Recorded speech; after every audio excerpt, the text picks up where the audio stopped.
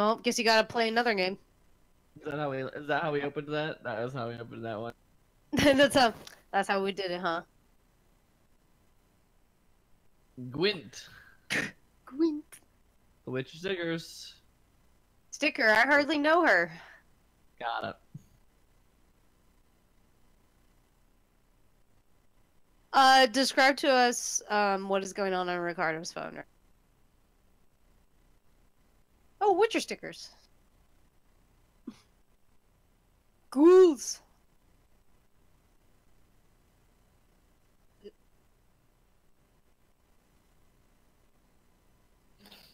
I'm gonna look up these stickers. Hey, stop eating the blanket. This podcast, I think so. Do we already do the podcast? Amber, can you get her a? I can. She's gonna eat the blanket. She's.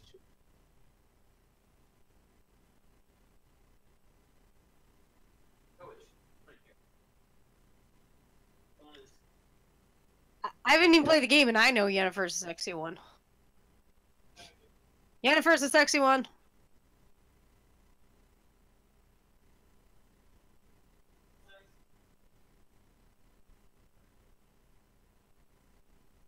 I'm looking at Witcher stickers now.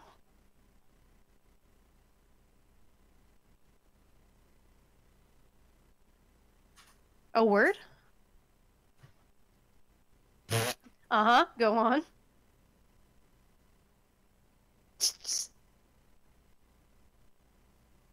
Bah. Uh-huh, go on. Alright. It's a good thing I did all that before we went live. Yeah. This is great. Alright, well now we're gonna start the actual podcast part, so no one will know this happened. What is that imp?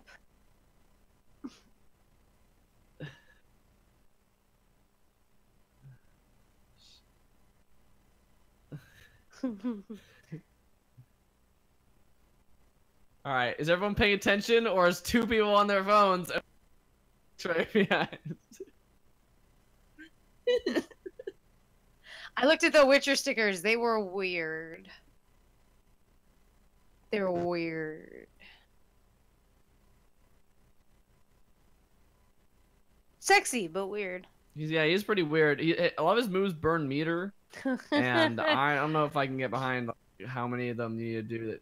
It's a little too. They always too burn soon. meter, and it's really annoying. And I'm trying to get my Battle Fury up. And Battle Fury. All right, you guys ready? Yeah, I think so. Hello and welcome to the Pixel Podcast. My name is Matt, and I'm here with Ethan and Ricardo and Amber. What'd it do? Confidence, confidence. That's key. I just wanted to show you what a real introduction looks That's what like. it do.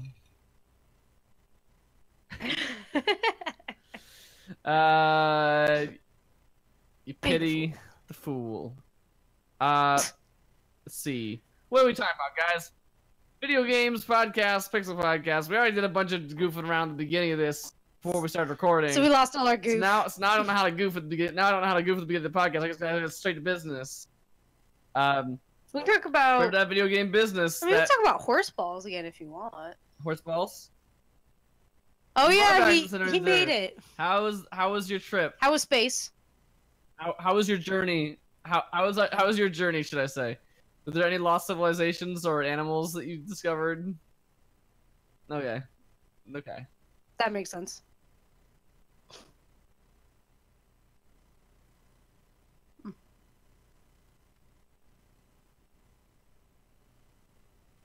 Oh, the road to El Dorado.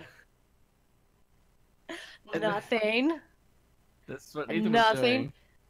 Did he have a best friend that was somewhere between a brother and a lover that went with him? And then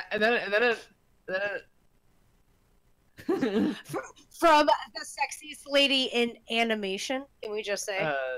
Then dude, I'd do her. Look at those thighs. And then Shrek slammed out of an outhouse and somebody once started playing. Yeah, that was what happened, right, Ethan? You were just telling us right before the stream started. Yeah, we just wanted to re-say what had happened. Well, you can read Ethan's fan fiction to find out the rest of the story, so you can check that out pretty soon. That's the title of it. Book coming to stores near you with all the names changed.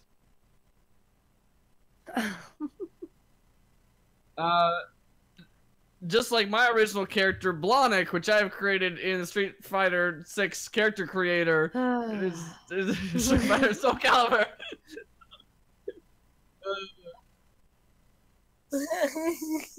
No, that game's a platform. They're never gonna be done.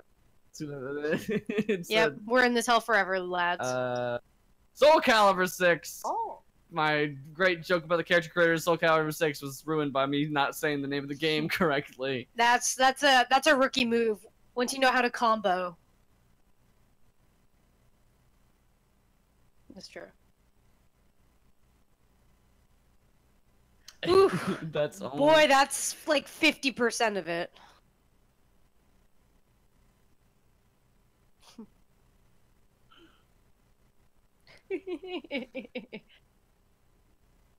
Yeah. Yep. Oh, yeah. That is like, yeah, I've played against so many people that are just like recreation of another character. Like, here's 2B from Nier. Yep. I played against 2B, Panther from Persona 5, and what was it? Some anime guy I didn't recognize, and Bowsette kicked her ass. Yeah, lots of Bowsette. Yep.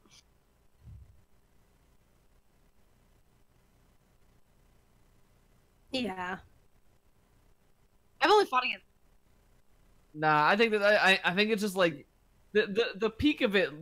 Yes, but it is now just a official yeah.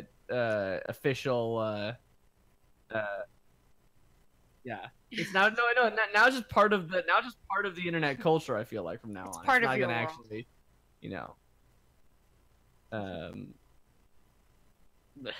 wow. Wow. No, that we don't talk about that part. That's not part. That's just racism. I'm sure. Just run the rubber band. Yes.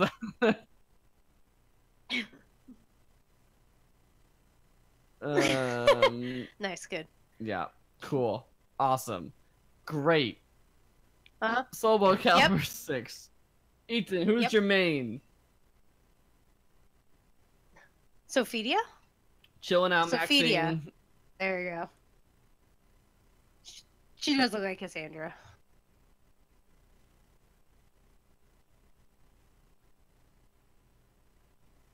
What does she look like? Short sword. Yeah, the short sword. Oh, Zhenghua? Xinghua. Yeah. Xinghua. Yeah, that's Xinghua. I found a couple of good Xinghua. She can be pretty well utilized. Yeah. So she's all right. Yeah, I have not found a character yet because I am bad at fighting games. So that's my story. Yeah. I played a little bit of The Witcher, played some Geralt. But I have not played. Yeah, I've not found anyone I'm really sold on. You've tried like a half the roster, I would say. Yeah, I played Nightmare. I've played Keelik. Keelik. Yeah, Keelik I did okay with. I can maybe go back to him. But yeah, I'm just not good at the blocking. You got Well, too because it's a aggressive. block. It's a full-on block button. It's a Yeah. block button. Yeah, game. Which took me a while to get I'm- used to after coming off of I'm Yeah. not Street too Fighter. aggressive. I Yeah. just don't know which moves are blockable and which ones aren't, and which ones like there's a lot of low attacks and that don't necessarily always look like. Like they are low attacks. Yeah, I can't always tell if it's a low attack or not. I'm just not good at reading the characters yet. So, I'm Amber's been playing Talim.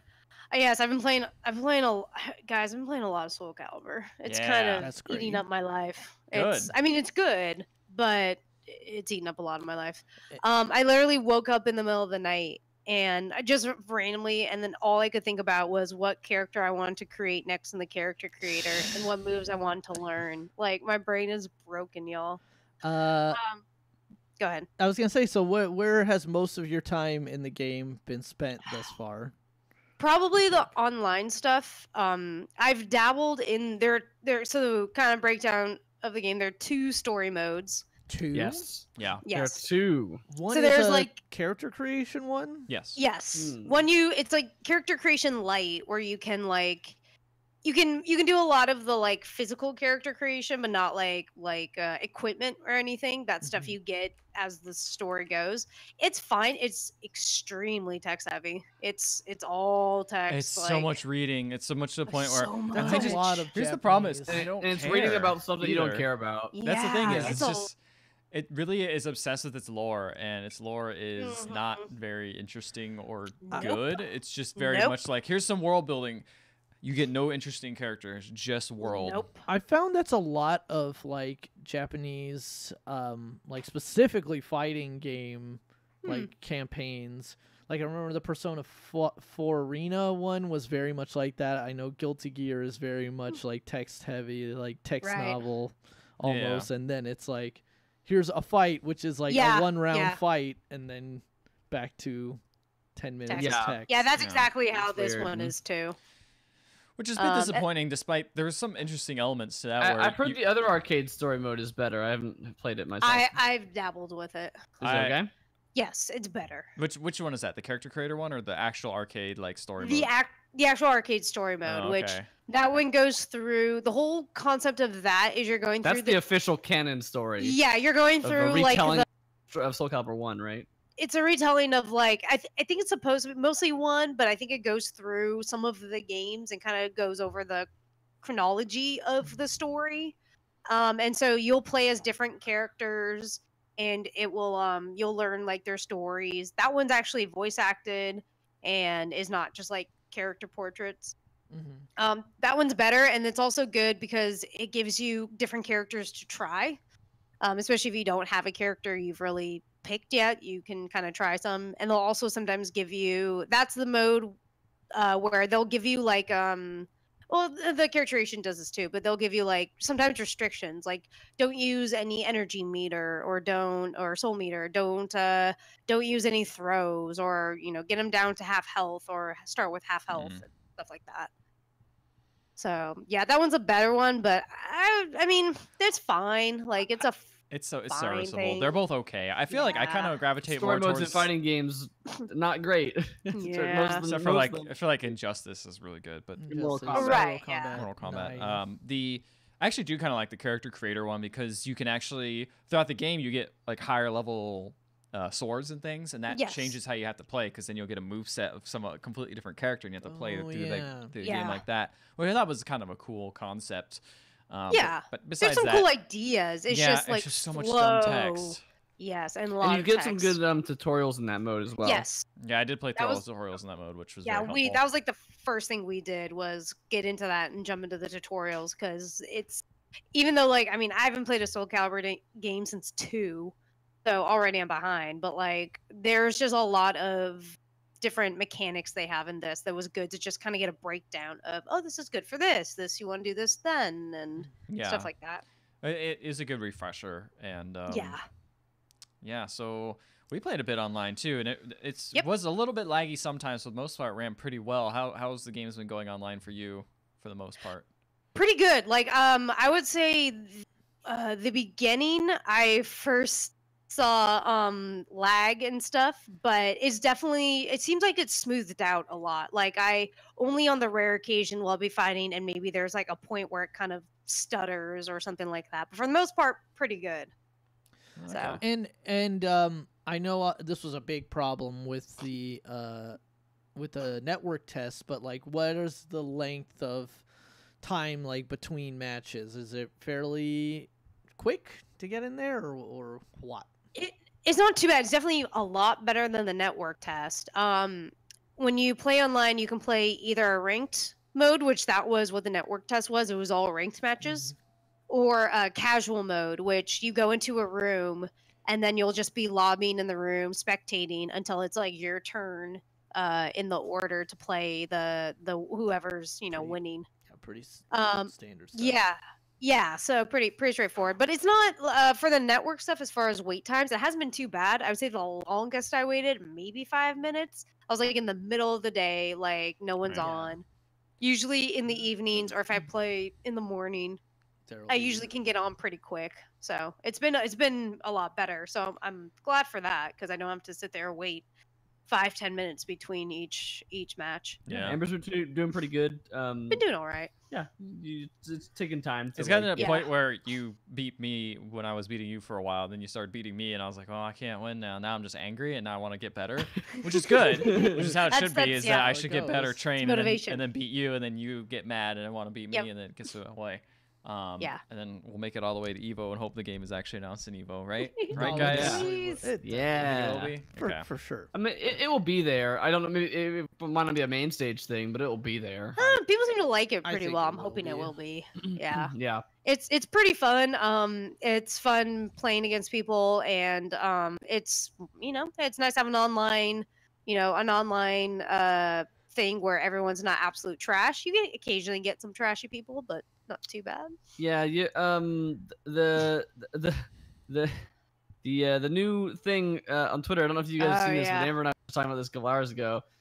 Is creating a character. You can use created characters in rank mode. Which I thought was an interesting decision. Yeah. And then what makes it, I think, even worse of a decision that they're gonna like literally have to patch in some form or another is that you can use the character creator to create a character that is completely hidden behind just a giant cube. That is actually a giant. That is actually a cheat that uses that. You're using cheats to do that, which that makes sense because you can only make some of those stuff so big. But they must be doing it must be fairly easy to reproduce because a bunch of. Yeah, I think it's one of those things where someone does it once, and I don't know if they're sharing in the game. I don't think there is. Yes. Is there? There's a thing you can do when you do character creator where you can like customize a character, and you can. I don't think there's that I've seen. There's not a way to look up a specific character, but I think you can basically randomize and like look through characters, and I'm sure one person created them, so everyone was like picking up that created character. Because Maximilian, the fighting game streamer, he found himself. Oh, really? Yeah, he found somebody had made him. That's pretty funny. Geez. Yeah, and so you can't actually see what their attacks are gonna be. All their animation cube. Yeah. And then you have to get inside the cube to hit them. Yeah. So the hitbox is all messed up, and it is impossible to probably play against that person like that. Yeah. That sucks. So I hope that they fix. I'm sure they will fix that. But yeah. It just I don't like think the making custom characters like playable in ranked, is that bad? Because really, it's literally them just using the moveset of another character, right? It's not, but when you can do something like that, yeah, when you can do something like that, it sucks. When you can break it, yeah. Also, I think the custom characters can you modify the custom characters with their size? They're like size and weight. Yeah, but they have different advantages. Like there's advantages, disadvantages. But it might make you. It might be hard to easily see that though. So right, like the characters have different sizes, which means your reach will be greater, but your power will be less, or your power will be more, but your reach will be greater or less. See, that I don't like. But yeah, you can't tell Well, I think that's immediately which one that person is. Like so that Nightmare is pretty big. He's got a long reach, but you can make a Nightmare that's short in the game and will have a shorter reach. So it's a bit hard to tell that. I thought it was a little weird they allowed that in the ranked. They might not after a while. After feedback, maybe they will. Yeah. But who knows? I mean, I think this game Not is the a end of little the bit world, more but silly than other fighting games. Like it's definitely serious, but it's Soul not. Calibur has always been a goofier game. I feel like. What are you talking about? It is dead freaking serious. Yeah, man. Side note on that, I was doing some training right now before Ricardo got in, and my roommate texted me and was like, "I know it sounds like I know you're just playing video games, but it sounds like you're just watching like pornography in there because there's just so much, there's so many girls just screaming in there. Women scream in the weirdest, so creepy way. Loud. Yeah, it's really weird. Soul Calibur 6. We were Matt and I Taki were playing. Especially. If you played against Taki or played as Taki. Oh my gosh, her screams are blood curdling. Yeah, and it's like the longest scream ever. It's like your life leaving your body. Yeah. Like that long. Like, Matt and I were playing, and he was playing Taki, and we were both. I have to stop playing Taki. I guess Taki because I can't handle this. Taki's good for those mind games, Yeah. Yeah, she's alright. I like how fast she was. I haven't found a character that I really like fast characters, but I haven't found the fast characters to be what I'm really looking for. I got decent with The Witcher. I was learning some combos with him, so I might stick with him for a little bit longer. He's pretty good. You know what? I read. You know what excited me was seeing that Astaroth. Have you seen that Astaroth special clash he can do? Because like you can. If you clash once and then you clash like again, you can do like everyone has like a unique clash, right? And so Astaroth has one where he just chops you into the ground and then launches you behind him, and any like stage that doesn't have walls, like that doesn't have walls, and it's just like an open ring out one, you just go flying. Nice. You just go flying out the stage. That's pretty good. So I've seen a lot of cool clips with that. Also, Aswell is a new character. Yes, and he is a crazy ass. Just summoning different spinning weapons. around with like phantom axes and swords coming out of nowhere from every direction. It's like really hard to tell what he's about to do next. Yeah, I mean he has tells. It's just like it's not as immediately apparent. Yeah, like what he's about to do immediately. I'm sure again that'll be a kind of thing as the game goes on and people learn how to read that character, but it's very weird to play against him because he's just constantly just like knives and swords are just like coming out of him at all times. Yeah, I mean he's technically like the boss character, right? Yeah, I think so. I think yeah. so. Yeah. I don't want to play the story mode. Yeah, I was gonna say I don't know if I'll get to it. I like every time I'm like I should do more of the story modes, and I'm like, nah, I just want to play online. I just want to get better. Yeah, that's kind of how I feel. Like anytime I win a ranked match, I'm like I feel on top of the world, and I'm like, I'm not terrible. I can do it. I need to. Ethan, have you played much ranked mode, or have you just? I have not played any. I've only been the only time I played Soul Calibur casual. Camera, honestly. Like I played a bit of. I play if I don't. I play training mode by myself. Just to kind of learn different moves. Yeah, I definitely need to get better at just hitting my moves better, because like I definitely will get beat on like people who block better or just like know the windows better for like when I have an opening. And I'm just getting used to like how the actual movesets work, because it's a lot of like double tap to do a special thing, tap twice and hold, and it'll do a different move, and it's like all very simple, but it's very Tekken. Yeah, it's very Tekken, which is fine because it's much easier to do combos, I think, than like Street Fighter, but it's definitely takes a bit. There's more a learning. lot. Yeah. There's some of Tali's moves and Ethan and I were talking about this. Both of us use the actual gamepad to do the 8-way control to actually control the character as opposed to the analog stick. I think that's the way to do it. Yeah, and I think mostly everyone does, but one of Tali's moves that are really good is actually doing a quarter circle and trying to do a quarter circle on the gamepad. I cannot do a quarter circle on the It's D-pad. so I got hard. used to it. Did you? I do need not to like practice it. it I prefer more. the stick because I like quarter circles are so much easier on the stick. There's not that. To be They fair, are. there's not that many moves that do that. There's only seen like one on Yeah, Talim. there's one on but- each character. I think that's a quarter circle Yeah. forward. And It's it's a like, good one. It's pretty easy though. After you just got to practice it. Like it's just like Yeah, a I fighting do. game. It does hurt a little Yeah. bit more because you're doing it on a pad, and it's not as easy as a stick, but it's totally possible. Yeah, Get in there. so. Got Because played. like that one's really good because like for Talim she like launches them up and then it's really good to like go in with a special or Mhm. something like that. So, but yeah, it's a ton of fun. I feel like I definitely am seeing or playing against a lot of the same characters, which is not Mhm. surprising. But I'm playing against a lot of Nightmares and Siegfrieds, Sophidias, Keelix, and I'm sure there's like a couple others, but those are like kind of the main ones I definitely fight a lot against.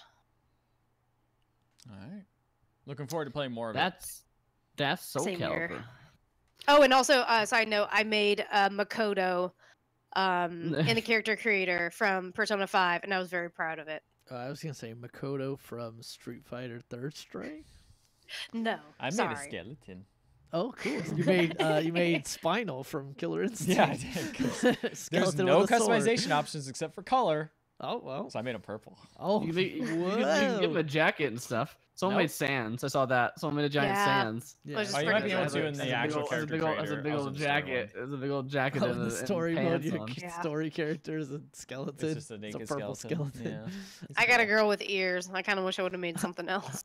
Are you the admin for the share zone? Yeah, I'm the share. Is that your character? Ethan is secretly the share zone. No, don't ruin my identity.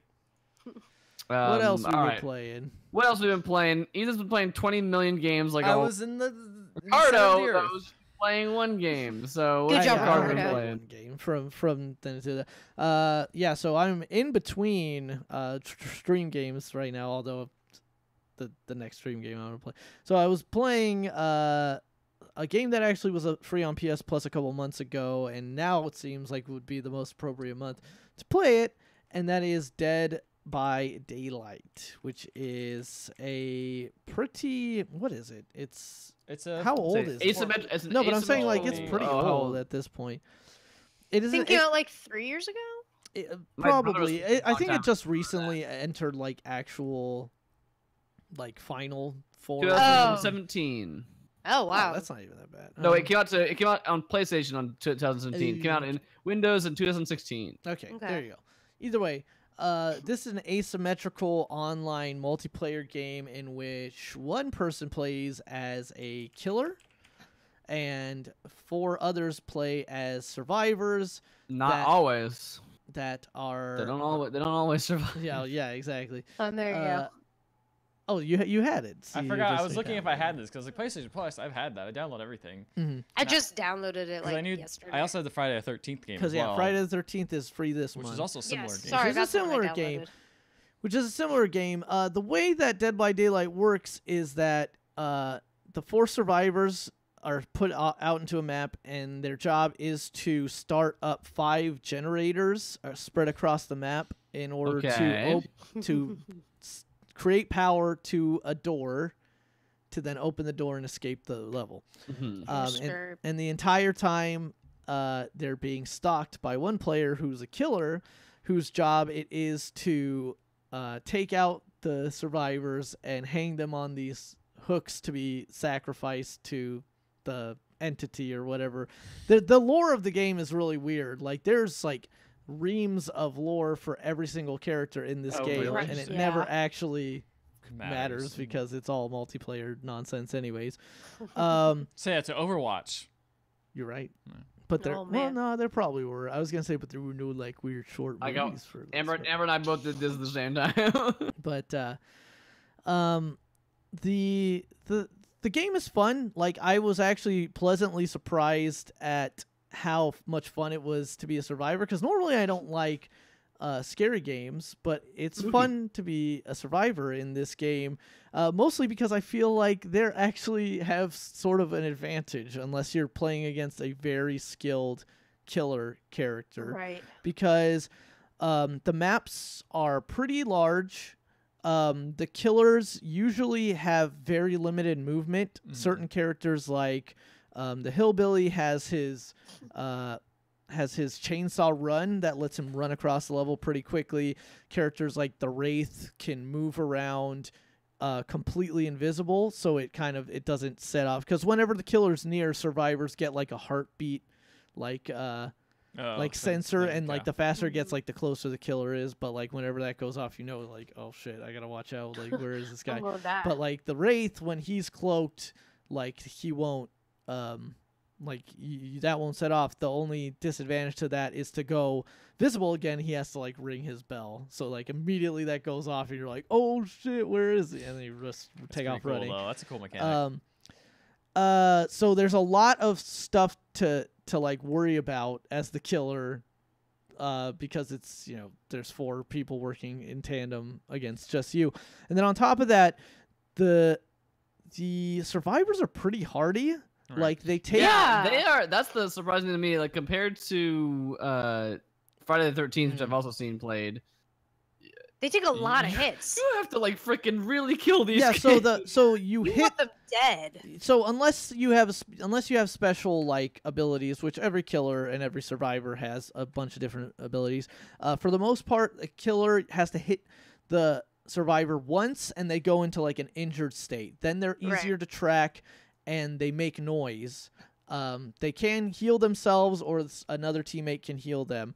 But the thing is once you hit them, the killer has to then like wipe off his blade. Yeah, that's weird. Which allows them time to like get some distance and get away from you. The killer like that has things that hygiene is an important part of. You know what I mean? Or like in the case of like the hillbilly, like who has a mallet as like his main weapon, like he hits you and then he like flips it up and like spins it around again and then like comes to back. But again, it's basically a mechanic. I understand the mechanic is so that you can't just spam 2 hits and down a guy like immediately. It's so that you can hit him and then the survivor has like basically one more chance to get away, or it's a punishment for like, hey, if you miss, then exactly. Well, if you miss, too, the recovery on those swings sometimes are kind of I was gonna say Friday the 13th is up to, I believe, 7 survivors in one, which makes but sense. But they also like die the first time. I think it makes it a little bit easier for not even, but they have more people to kill, so it's harder. And it's on paper, it all sounds like, it's like all these checks and balances, but like watching you play in stream, Ricardo, I definitely felt like the killer definitely like it's in favor of the survivors, and it's like the killer has so many disadvantages against. Well, you haven't even gotten. Sorry. Oh, go ahead. Well, no, you haven't gotten to the other part of like once if you managing to hit them twice is hard enough, but once you manage to do that, that's not even it. You have to then scoop them up. And then you have to find one of the hooks in the level, which they're all around, but like sometimes it'll be a bit of a trek, and they're struggling the whole time, so they're kind of like waving they can escape control, and they can get out, and then they don't enter the down like crawling state again. They're back up to like just injured if they manage to escape you, and then you hang them on the hook. Right. And then stabbing them through the chest, like it comes out of them. It's pretty brutal. In fact, talk about screams. Like as soon as you do that, there's like a small delay, and then they trigger like the scream of the character. Yeah, once your lung gets punctured, and it's really easy to scream. And it's like, man, that's loud. But either way, and then they're not dead. They're not dead then yet. Their life slowly goes down, and they'll have to struggle against the entity like coming to take them away or whatever. But they're still alive, and their buddy can still come. Any survivor can still come and get them off the hook. And getting people off the hook is like one of the fastest things in the game. Like doing fixing a generator takes forever. Opening a chest takes for fucking ever. Like healing yourself takes forever. But to get them off this this near death situation takes like a fucking second. And then everyone knows how to lift teams off hooks. And they're back to life again. And then they're back to the injured state where they have to be healed. But like after a giant meat hook through the They're resilient. Now, if you hang somebody up like 3 times, like they're dead. automatically dead. That's tough to do. And like, furthermore, also if either the other teens or survivors or what do you want to say are either escaped or dead, like, and you get caught with the hook, you're dead as well. So that's like the other thing. The other like balance in the favor of the survivors is that once all the survivors are either dead or escaped and it's down to 1, then also not only does an exit, the typical exit, not only is that open, but that last survivor can also find a secret hatch which will be spawn randomly in the level and open at that point that they can escape from. Weird. So that is weird. It's interesting. I definitely like playing as a survivor. As a survivor, like my first game, I was the last one standing, and then the second game I played, we actually all escaped. So it's definitely like one that's, again, leaning a little bit more in the favor of the survivors. Playing as a killer is still fun, but at the same time, it is to a degree where also survivors end up. Because we did this totally to a killer, and I've also had this happen to me, where like survivors get to the point where they open the door, and then you're like, as a killer, you want to go check the door to make sure, and then they'll just be like standing in like the doorway, like doing emotes like at you or whatever, and then like the thing too is like even if they're injured and you hit them again and down them, they can still just crawl away out through the exit, like, and the little barrier like pops up because you're stupid slow when they clean my blade off animation. I can't pick them back up and stuff. So it's fun. It's rough. There's also like a really in-depth progression and like item system going on, as like you saw. I was gonna say because Ethan popped up trying to re-download the game, and the immediate thing that's like all the stuff that popped up was basically like buy more packs of this thing so you can level up your guys, and it's like I'm good. I think one thing I was gonna say, like, Evolve obviously didn't work, and it's kind of a similar thing with 4v1. I wonder what makes this different and why it's kind of, because I know it's popular. And it's popular and it's not free to play either. It's it's cheaper now. Smaller scale. I guess, yeah. It's smaller scale. I mean, Evolve, I think the thing that really hurt Evolve the most was honestly the size of its production. It was advertised as this big, huge thing. It was at E3. All the commercials were like Pro Esports Evolve. You're going to watch Esports with Evolve. And it's like this big AAA production. It probably cost a lot of money to make because it looked very pretty.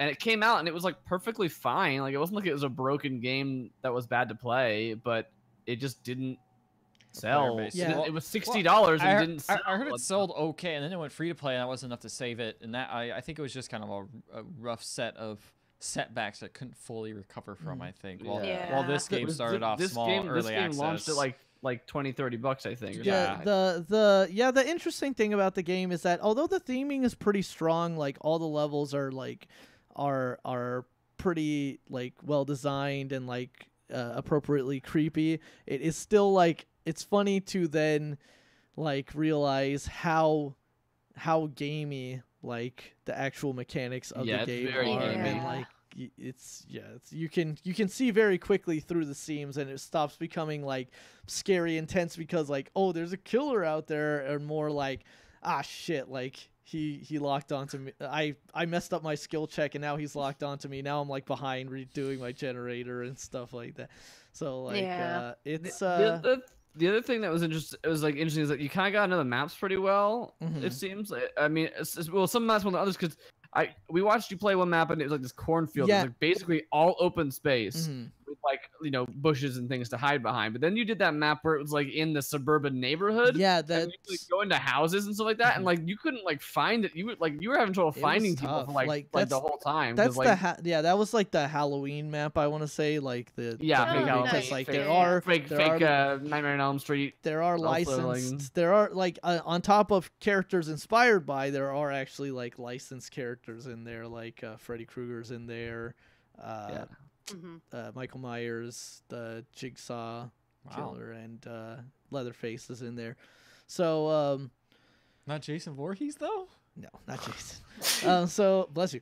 So yeah, so it's that one was tough, and there is no there's no mini map as either the killer or as the survivors. I feel like maybe giving the killer a mini map might help a little bit more. Yeah. Just because the killer is also in first person mode, whereas the survivors is third person. So you get a much better sense of your surroundings as the survivor, whereas the killer, you're just like, you were doing while you were playing as a killer, you were doing a lot of like kids, but it's hard to know like that what was also, like I was whipping. I was like, I feel like this would be like lag. That was too. Extent. Like I'm there was definitely sure. lag, which didn't help, which made me like want to get closer than I felt like I need to, and then still I was like still missing like really quick and like really badly, and I'm just like, But I had more fun with it than I did not have, and I actually do want to go back and play some more of it, whether on stream or not.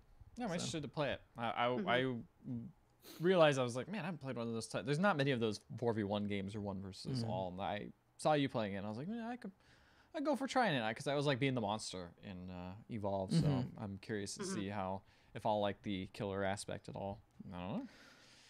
I think it just takes a level of like multitasking that I'm not great at. And just like knowing the game a little bit better. Yeah, you know? knowing the maps. I think the first time playing it. Yeah, getting some practice in on that as well. That'll help. Alrighty, well that's Dead by Daylight. Now, Ethan, the one game that everybody's been talking about, Jackbox Party Pack 5. Oh, I thought you were gonna say Minecraft. I thought you were gonna say Minecraft too. Minecraft. I was like, huh. All right, Jackbox Party Pack 5. I know you guys watched a video, I believe, last week for this. Yes.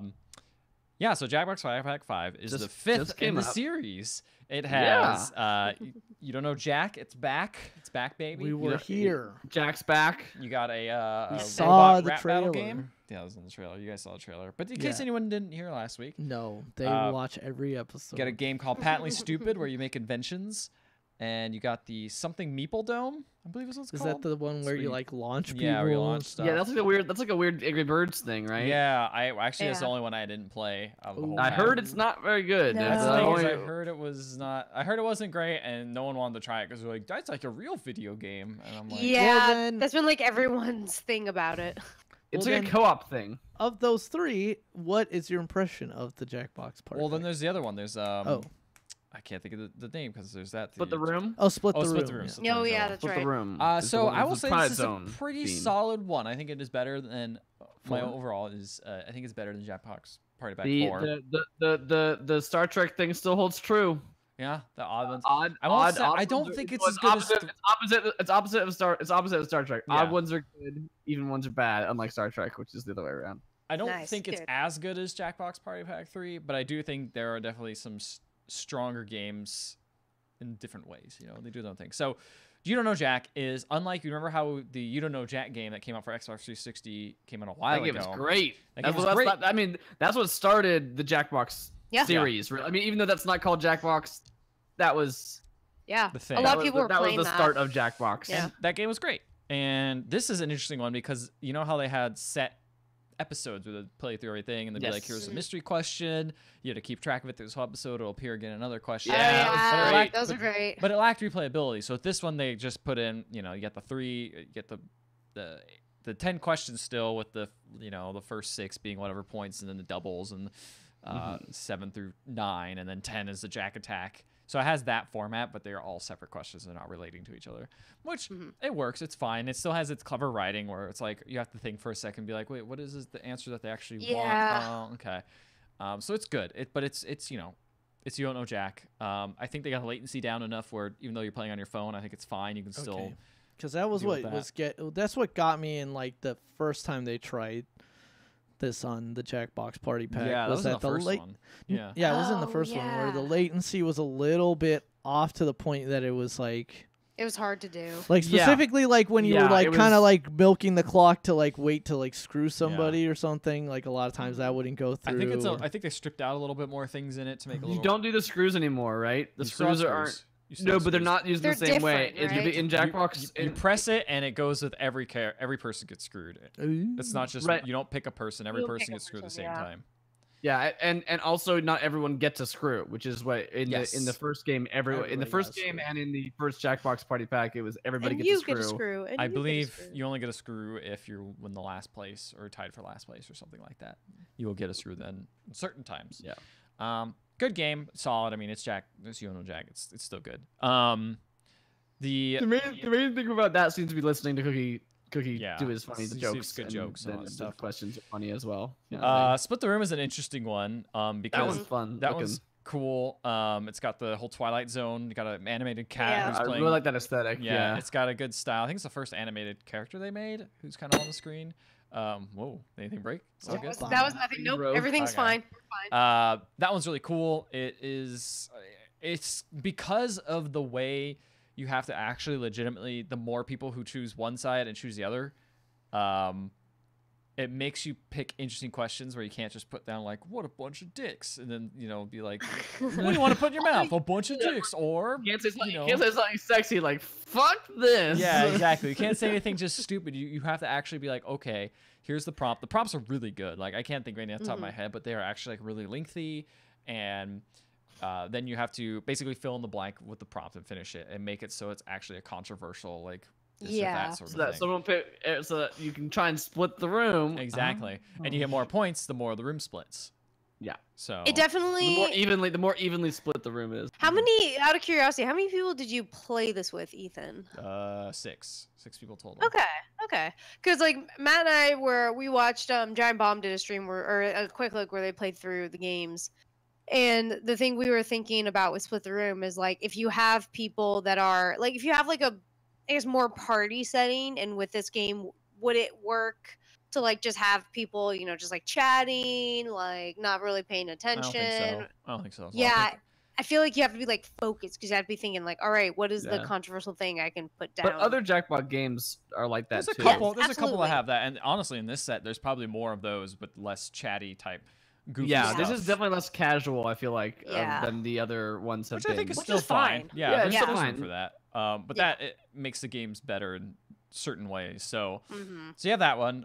You also have Robot Rap Battle, which is fantastic. That's great. That one is really good. That one is really good. But the thing is, speaking of games you have to pay attention to, this is the one you have to think the hardest on because you literally are writing a rap.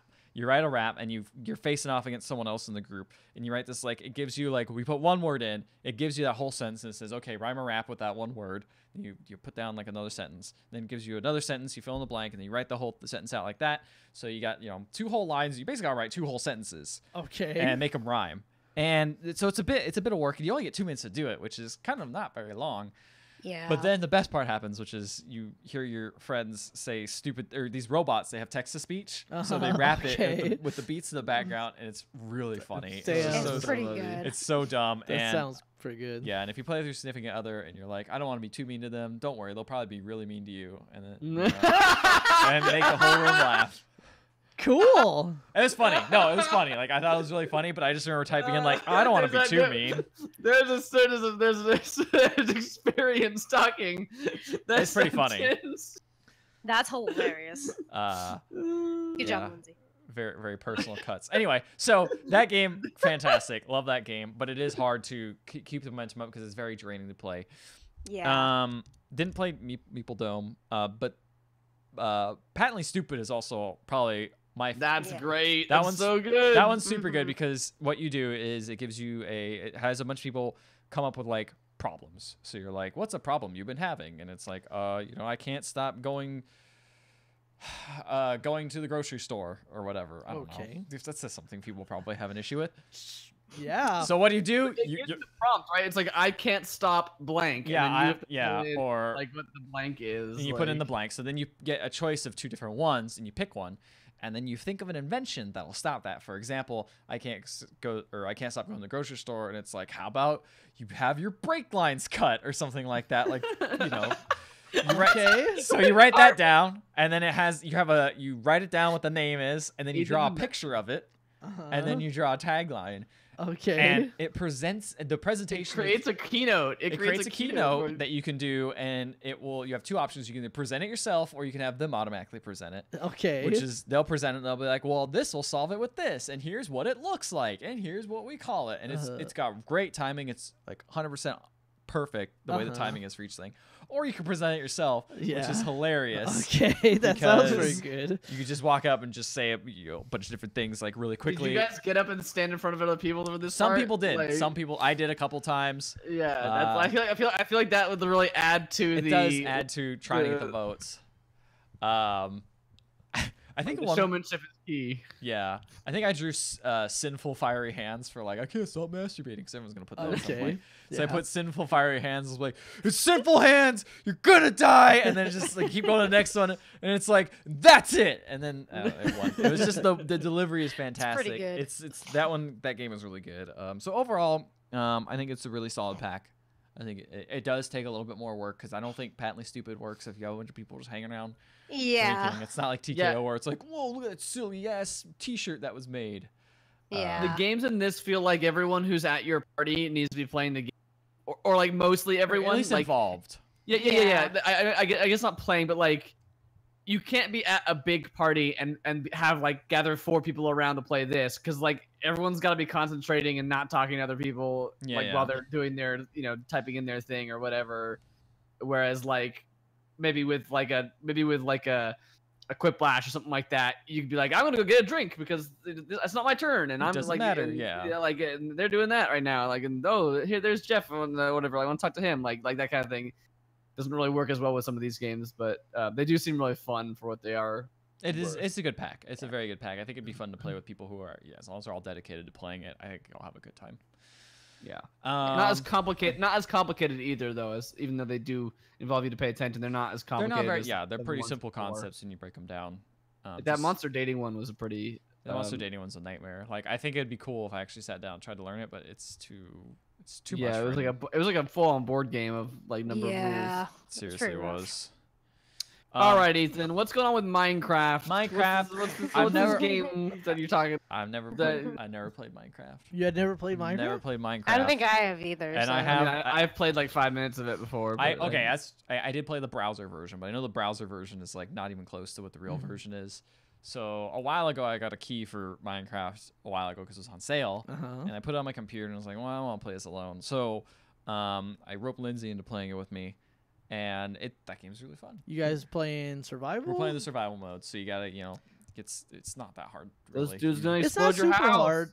They don't explode your house. They haven't yet. They keep standing on top of it and threatening, but we haven't gotten near them. So it's not super hard, unless, well, one, if you're playing like hardcore, or two, are you guys gonna try to kill the Ender Dragon?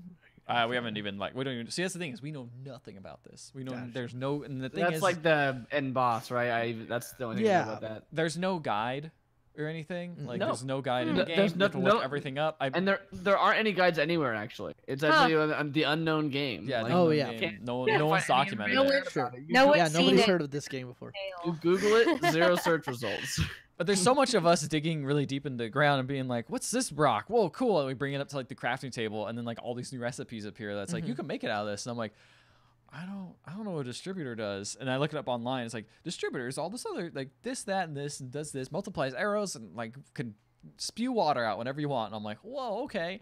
What's this do? Oh, it's a pressure plate. You can put it on here and connect it to this other thing. And I'm like, oh, this automation can get pretty complicated. But it's weird how it kind of just drops it on you. Like there's no explanation of it. I think my favorite parts about Minecraft playing alone were just like finding like an open cave mouth and being like, okay, I guess I'm just gonna jump down here for a while, and just getting like incredibly like just deep in the ground and like being alone and just like it gives me so much anxiety. Being like when I get too far, I'm like, okay, I gotta find my torch path that I made because I'm just going too deep. I gotta find a way out of here. Sometimes you get lost. Get dug too deep. It's too scary.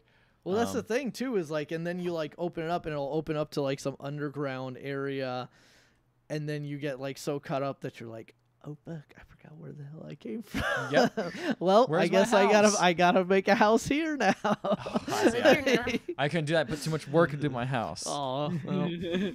But don't worry, I always found a way back, and if I die, my bed's there, so it's all good.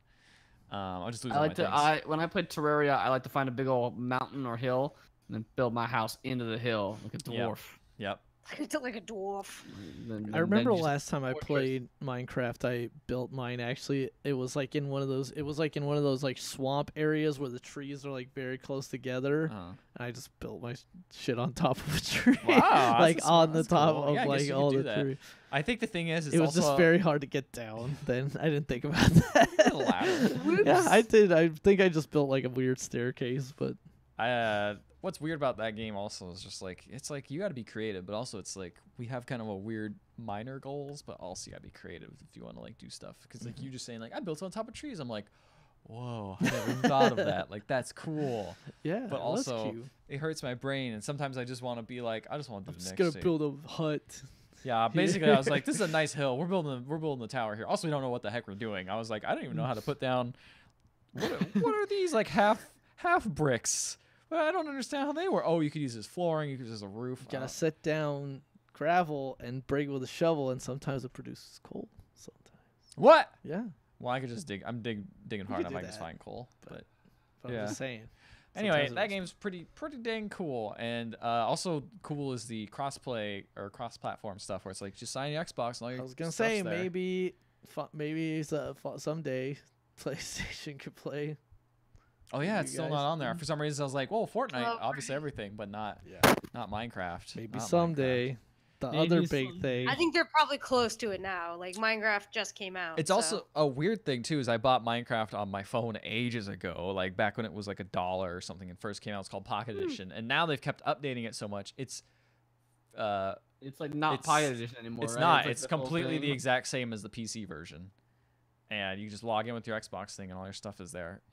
That's just weird to me. That's just crazy. Technology's nuts. But yeah, Minecraft. This is a good game. Also, who knew? Who knew? Speaking of an endless hole that you can never crawl out of. Could have predicted this game. This out of nowhere game. I think they should start selling some like cool pickaxes. That'd be kind of fun. Fun ones you can hit friends. Yeah, like oh yeah. You know, Halloween's coming up. Costumes would be a really great idea. I want to be a creeper. No one's ever thought of that. Nope. No. I want to be Steve. That's his name? I guess. I think that's the default character's name.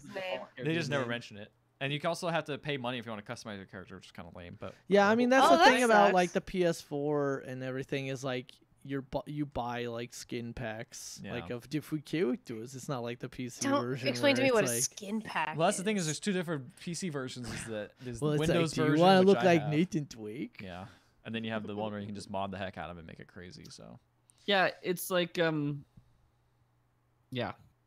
It's weird. It's weird that they because you used to be able to like the PC you could just like do whatever you want, and it's so weird to like charge that same functionality. Yeah. I think there's even like a there's like a Skyrim pack where you not only get there's a bunch. I mean, you only get the Switch has inspired by Skyrim, but like you can it's like a texture pack. So then the blocks kind of are like textured to make it seem more like you're playing the Elder Scrolls. Yeah, they had a Mass Effect one too, I want to say.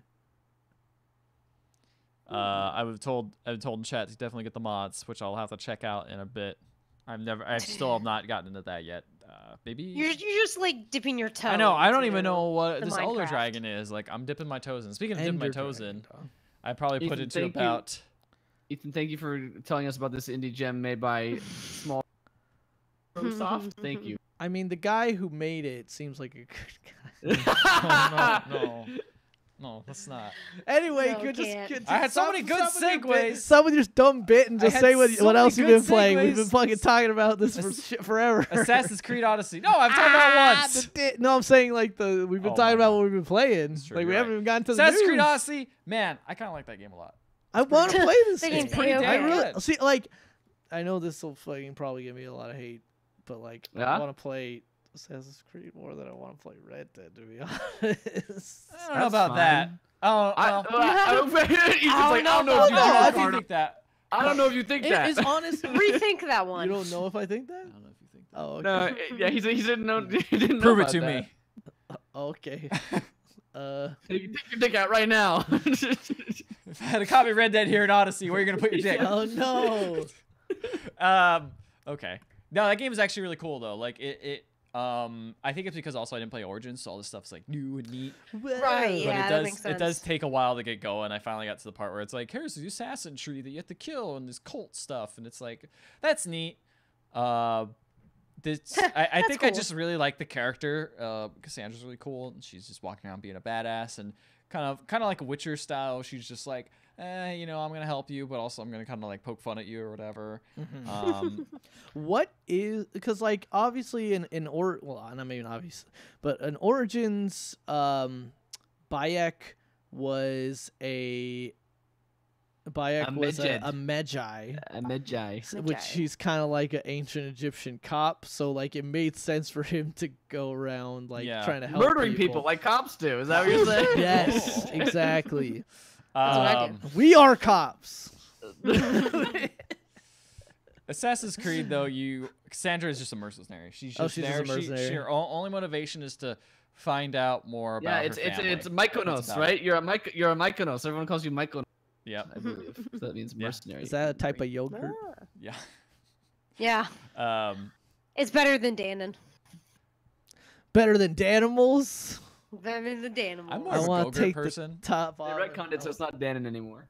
I want to take the man. top off and be like, did you know that the platypus have venomous hooks in their ankles? And Yes, you're I like, did. Yeah, Danimals. Danimals. Danimals. Other things that are cool about it is it feels a lot kind of, I guess I was just playing so much Spider-Man that it has like those stealth elements from Spider-Man where you're like, sneaking around. Obviously it's Assassin's Creed. Yeah. But the whole world is like Witcher 3 style, so it makes it, Right. for me, it's easier for me to engage with this game than Witcher because the combat in Witcher to me is very boring. It's fine, it's serviceable, but in the end it just Not turns the into shining it's part of not that the game. shining part of that game. Two gang signs. Well, the shining part is not the story. The story's fine. It's actually doing the gameplay and things like that because you got the whole mechanics of climbing up buildings and all that stuff from Assassin's Creed still in this big open world. And I've been really digging that. I've been digging like going in and assassinating people in their How is like the new kind of role-playing elements that they were sort of touting? How many people have you boned? None. How I almost have I got to the first romantic lady you can do, but she was boring. She was actually a bad person. Everyone says she's terrible. She's terrible. So I was like, I'm gonna save myself. You should just wait and bone Garrus when the time I'll just comes. bone Garrus when he shows up.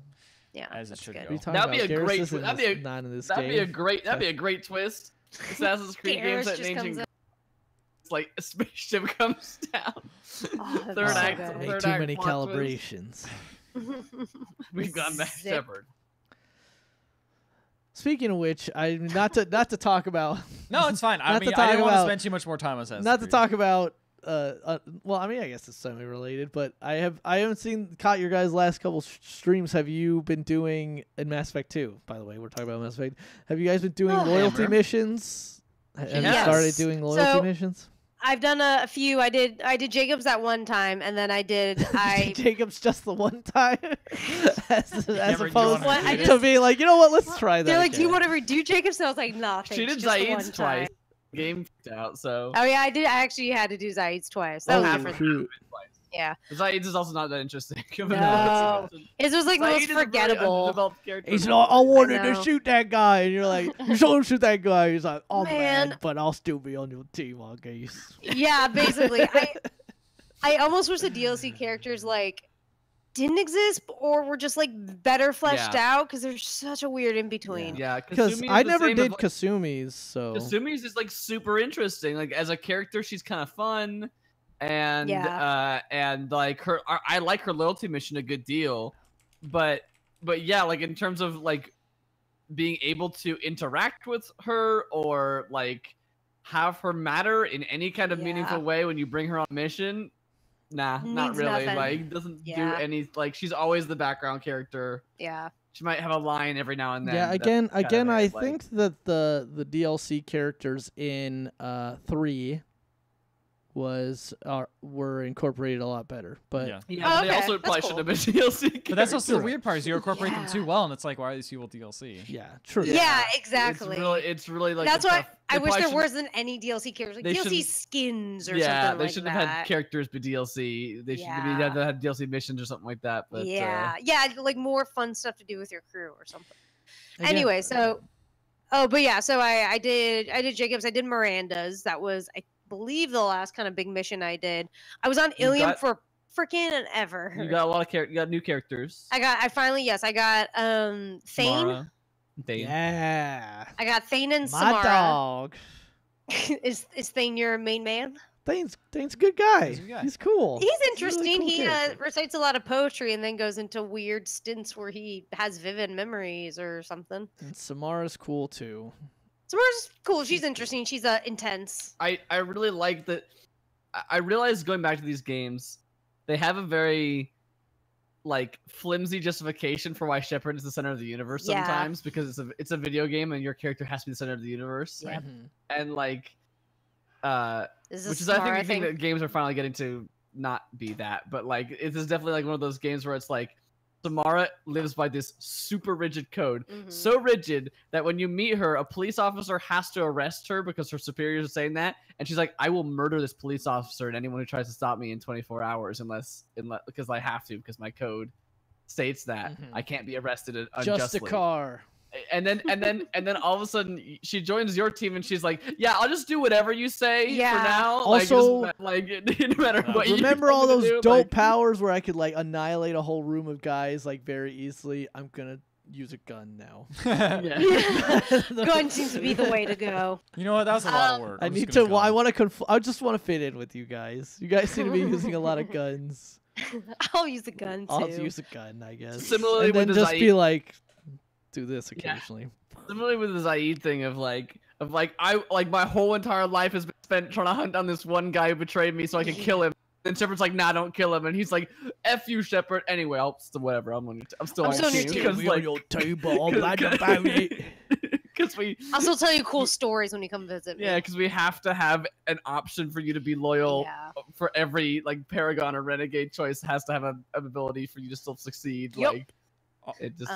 Also in Assassin's Creed, because you get you're technically blessed by the gods. They don't do the whole thing like you're center of the universe, but you do have special weird powers that make like no sense. Like you can throw a spear, it stabs a dude, and then you teleport to him and do all your assassin damage to him. And then you can chain that, like the very first move. So you just chain around and start murdering people. Oh my god! And it's like, dude, that's how I want to murder people. Well, they definitely showed like the stabbing the spear into the shield and then just basically ripping the shield out of the guy's hands and then fighting. Well, here's another thing that was funny is I got on this big fort and I could have stealthed it, but I messed up, so they caught me. So I'm at the very top of the fort. And all these people are like these people who are like, you know, supposed to be generals and leaders, and you get like points when you clear out kill those people.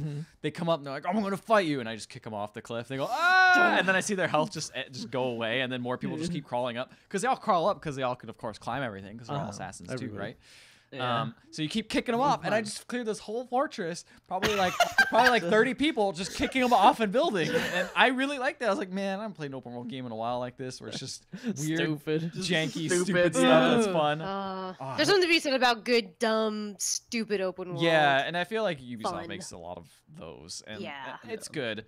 The other thing I wanted to say real quick, because I've been playing on the Google Stream stuff, is I'm playing it a lot, which makes me kind of push the limits of the Google streaming service. There's glowing review from well, no, it's still good. I think it's good, but it makes me rethink how I play the game because I have a data cap. So that kind of changes a lot of how like, oh, this game looks really good. Oh, I can't just leave it on because it's just going to suck bandwidth like crazy. It doesn't auto disconnect? If you can, I think it will after a while, but I mean, it takes like 15 minutes. You know, if you're not doing anything. That's a lot of So you hit the escape button and it'll pause it and it'll be like, do you want to exit or continue? And you just hit continue and it's fine. So yeah, it's a minor thing, but it's something I didn't really consider until I'm like, oh man, I'm just eating bandwidth here, like I'm watching a movie or something. So that was kind of a weird thing. But I played it wirelessly and it would hitch on my laptop, I have a very old laptop that I was playing it on, but it worked pretty well for the most part wirelessly, but it would hitch every so often. pretty bad, but then it would recover. But none of the inputs messed up, so it was still perfectly playable. But I just looked kind of bad. Back to Amber. Oh, yes, sorry. Back to Mass Effect. Let's go. Back to Mass Effect. Let's talk about the good game. Come on. Oh. No, sorry. Did you have anything else, Ethan? No, I think that's all. That's my Assassin's Creed Odyssey, and that's probably the last time I'll play that for a while. It's good. Yeah. I just want to get Amber's thoughts for where she's at in Mass Effect, what she's liking, disliking, where the story is. We just got to a collector ship. Yes. The story mission just interrupted after she finished the last loyalty mission. I was so mad because I really wanted to go. Tali is like the one character I haven't picked up yet. And I was like, oh, I really want to go get Tali. I've also unlocked like a ton of loyalty missions at this point. Like everyone's like, shit's going off. Everyone's like, I got stuff to do, Shepard. And I'm like, I want to help you. And so I was going to go like get Tali and do Garrus's loyalty mission because I finally got that stupid Turian's loyalty mission. And then and it was like it storied me to a collector ship, so that's where I left off. I will say the story, I mean, it's about to go down. The story, I mean, not a ton has happened in the story. Like I'm still like the story's just been like collect all these weird but cool crew members, and I think for me that's it. Yeah, I mean, I like it. Like I really like the characters.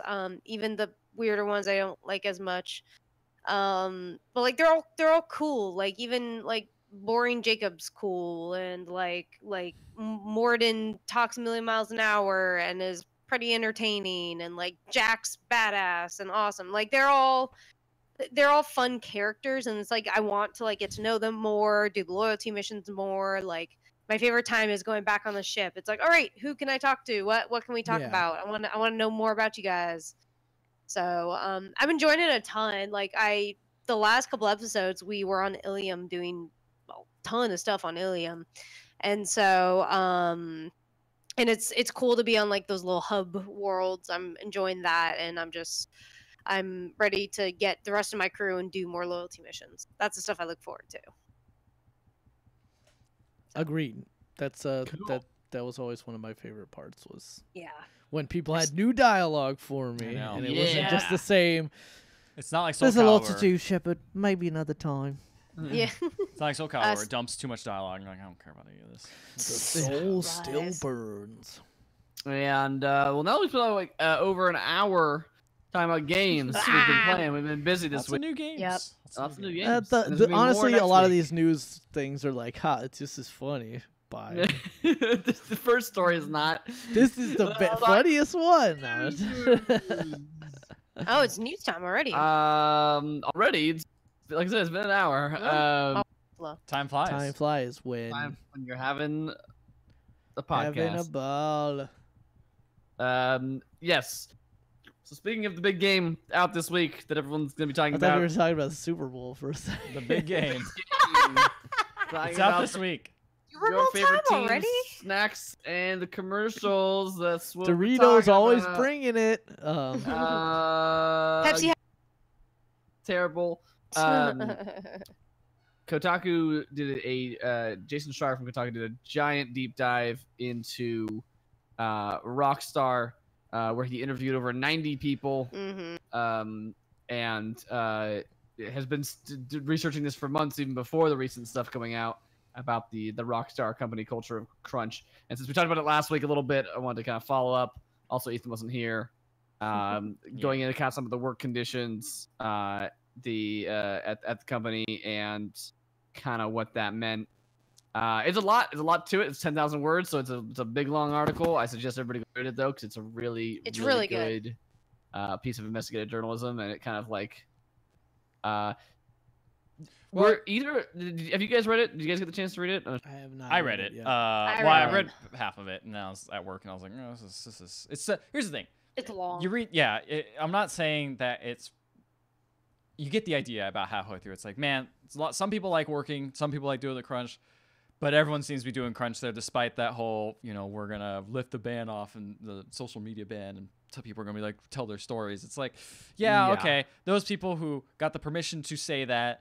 Of course, they're gonna say good things, and then under the hood, it's like, oh no, it's better than it was, but it's still not great. Is kind of the general consensus of like, yeah, we still do a lot of crunch, and that's kind of how it is at most AAA studios, unfortunately. Yeah, this is just a really big deep dive into like the biggest one that can, actually. If there's a place where you hope there would be no crunch, it would be someplace big like this. Yeah. But it sounds like not only is it like other studios, it sounds like it's one of the worst ones. Like people who have worked at other studios said like the crunch here is unlike anywhere else. Yeah, and it kind of seems like it was dependent very much on what part of the studio you were in and what team you were on, and all that kind of stuff definitely made a difference in this case. I just got some deja vu because I feel like we just saved that article about Telltale when that came out, and it's just like, oh yeah, the crunch there was really bad. It's like you never see that as someone who just talks about this stuff.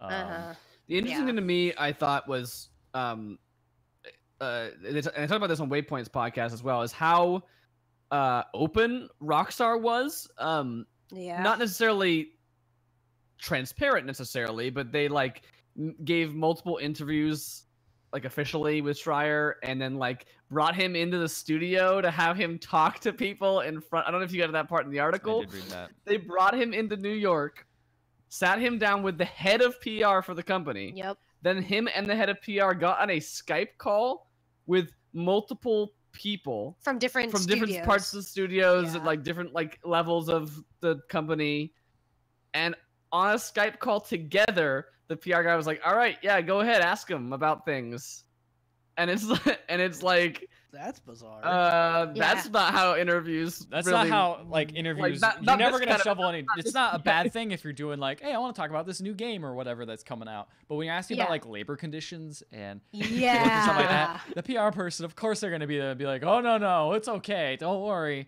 or you better not say anything, buddy. I'm watching you. Yeah, and then like, even if they didn't say that, it's implied, The funny thing to me is how clueless Rockstar was about how bad some of this stuff made them look, because they like there's a part where he goes to the the part just after that part where he turns they've been doing a series of interviews and they hang up some calls and then they have new guys come on, and like after they've done a few, the like PR guy's like, yeah, so what are you thinking? How's it going? And Jason said like, I told him I don't think anyone's lying to me, but I also don't think that they're going to be like fully honest in a group call with a bunch of their coworkers and you, the head of PR, and apparently that was like very surprising to the PR guy. What? Like, like Jason saying like, we'll get great PR out of this. I don't understand. In the article, he was like, it's like a basic human instinct to not shit about their job in front of their boss. Yeah, or like, upper manager. Someone who's above them in the food chain. Yeah. I mean, but this is also the whole whole thing kicked off, like everyone's interest in this kicked off because they literally who was that one of the Dan Hausers. Dan Hauser talked about the 100-hour work weeks. He bragged about it. It was a badge of honor. Like, look at how much we've been working on this game to bring this game. And of course, he was talking about the writing team, which is like, okay, sure, whatever. Like the higher ups, they might be pushing even more hours than everyone else, but everyone is still 100-hour week is ridiculous. It's a top-down problem. But even if someone below them is working less hours and not putting in 100-hour weeks, they could be putting in 70-hour weeks, 75-hour weeks. You know, chop down. It sounds like a lot of people were saying the average with like for the last like year, some people for multiple years has been like 60 hours a week, 70 hours sometimes. Yeah. As the average, like that is coming in on weekends. That is working late nights. Like people are like, I don't have a social life. And they also I haven't seen my family. Mentioned the other problem that this is particularly bad in like QA departments and cinematics. But the thing that sucks is like 80 hours there. Yeah, which also sucks because if you're someone who's maybe in your marketing and you're like, okay, all my work's done, I'm gonna go home, but it's like everyone else is working. You don't want to be that person who's like, well, guess I'll just leave and I'm done here. I guess I'll be here for support. Which I've heard other places or people who I know who work in tech and things like that. You want to be there's some people who just need to have the need to just stay there and be with other people because they feel like they're letting the team down if they're not there. Yeah. And I know even back to our college newspaper, we would stay in the newspaper until it was finished most of the time, even though like we had nothing to do. Done. Yeah, even though your section was done, also to goof off, but mostly because it's like you feel like camaraderie and you're like, we want to see this pushed all the way through. Yeah, and I mean, some of us have maybe even seen that on a much smaller scale, but like when you're part of a team and it's like if they have to stay late and you don't, like you feel bad or you even feel like judgmental eyes looking at you like, "Oh, they get to go home." Like and you feel a sense of pressure. And it's like it sounds like at Rockstar there was that, but there was also like some moments where there was mandatory overtime and there was like or that they were told like, hey, this could affect your Christmas bonus and you're not going to get any overtime pay and just all this crazy stuff. And there's this whole other thing where if you don't work on the game fully the whole time, like you don't get a credit. Like that is another don't get any credit. Other bag of worms. It's like, oh, you don't get any credit even if you worked on, you know, maybe 6 of the 7 years on this game. Yeah. Which is like, oh, that sucks. That's insane. That's yeah. crazy. It's like I left for my mental health and I still don't get like really credit for this game. And apparently that I worked on. that's normal in the industry from what I like again, not a great look, but it is apparently a more normal thing. It's funny again, like how like making themselves available to talk to Jason, they like actively were changing things as he was interviewing them. So he interviews the lady and she gives a quote saying like, that was decided a long time ago that if you want to be on the credits that you've got to make it to the end. So we don't put people in the credits who don't finish the game. And she actually says that. And at some point, she or a group of other people or all of them together like review the interview and go like, oh man, that looks really, that's gonna look really bad when he prints that. And so since then, they've created a web page on their website where it like lists a special thanks, including people who are no longer with the company, but not any no credited. That's great. Like, it's not enough. It's not. I don't think it's right. But it's funny how like they are like that was after that he did that interview, and they like they put that up after the fact. So they're like responding to things as he like is like as they're figuring out what questions he's asking. They're like trying to make it look better on their side. Or like that they opened up. The social media stuff, like lifting the ban on social media for their employees, because like he was interviewing all these people and they're realizing how bad it's looking that they're closing all this off. So they're like, oh, you can open it. And or the QA studio where they're working 80-hour weeks, day and night shifts. They 2 days before the story went live, they announced there that there was going to be no more mandatory overtime. Which they'd already denied there was mandatory overtime at first, but then they announced at the studio there would be no more mandatory overtime. Which they apparently didn't exist, but it was still going on. So like stuff like that was really funny. To me, it just kind of feels like there's just like the biggest bummer to me in the whole story though is just that like a lot of people say both positive and negative. There's people who said that it's not a big deal, and there's people that said it was worth it, even though it was a big deal. And there's people said, F Rockstar, I hated it, but also it was worth it for the games that I made or something like that. And the bummer to me is that, like, I disagree. Even I get what they're trying to say. You'd hate to kill yourself over something and be like, that wasn't worth it. I just killed myself for nothing. But it's like, when you're being taken advantage of, it, like, at some point I feel like you gotta like, just because you don't think you're working too hard or being overworked, like the point that we made last week is like no one denied that they were working 60-hour work weeks. Like no one denied that they're like that's not crunch, that's not real crunch. Crunch is like 80 hours. We weren't doing that. It's like, yeah, but you're still working above and beyond what's expected of a normal worker and not getting paid any extra for it. In the hope that maybe you'll get a bonus at the end of the year if the game does really well, which it probably will. But you know, like it's still like this idea of like we owe everything to our employers, and the workers who like generate all this stuff don't get the full like benefits out of it, and we're even conditioned to be like, and that's fine. Like I'm happy to. That's just the way it is. Great. Like that's the only way to make it. We couldn't have got it done any other way. There's no way to make a game this without working ourselves to death. Like I think that's the thing is it's different when it's like oh man, this game was really hard to make, but it's like they've had past games in the past where it's like they're always crunching. There's always a death march. There's always something like every single time. And it sounds like they made maybe some improvements. And I do think that you can't make a thing this big without complications springing up. Totally. Like I work in software. weird stuff happens at weird times in the project development where you're like, oh yeah, we're almost done. Oh no, this big thing broke. That wasn't supposed to break. Yeah. We need to like get this done. Totally get it. Like there are gonna be days where you work longer than a normal day. I think that's not. I'm not so hardline to say like you can't ever work more than 8 hours in a day or anything like that. But but like the thing is they have to they take so long to announce a game, and almost Blizzard like where they're like, well, we'll just say it's ready when it's ready, but then they announce it and like, oh, we have to hit that deadline. We're gonna make everyone crunch to hit that deadline. It's like, well, you could just push it back a little bit, you know, make people work normal hours. You know, things come. I know they don't seem to budget in that time, and I think it all comes down to management, really. You know, Yeah. it all is on blame on management. It's the whole like everyone has to work together. That person who feels bad when everyone else is working really hard, even though they have nothing to do. No manager comes and is like, you just go home. Like it's fine. You don't need to be here. Yeah.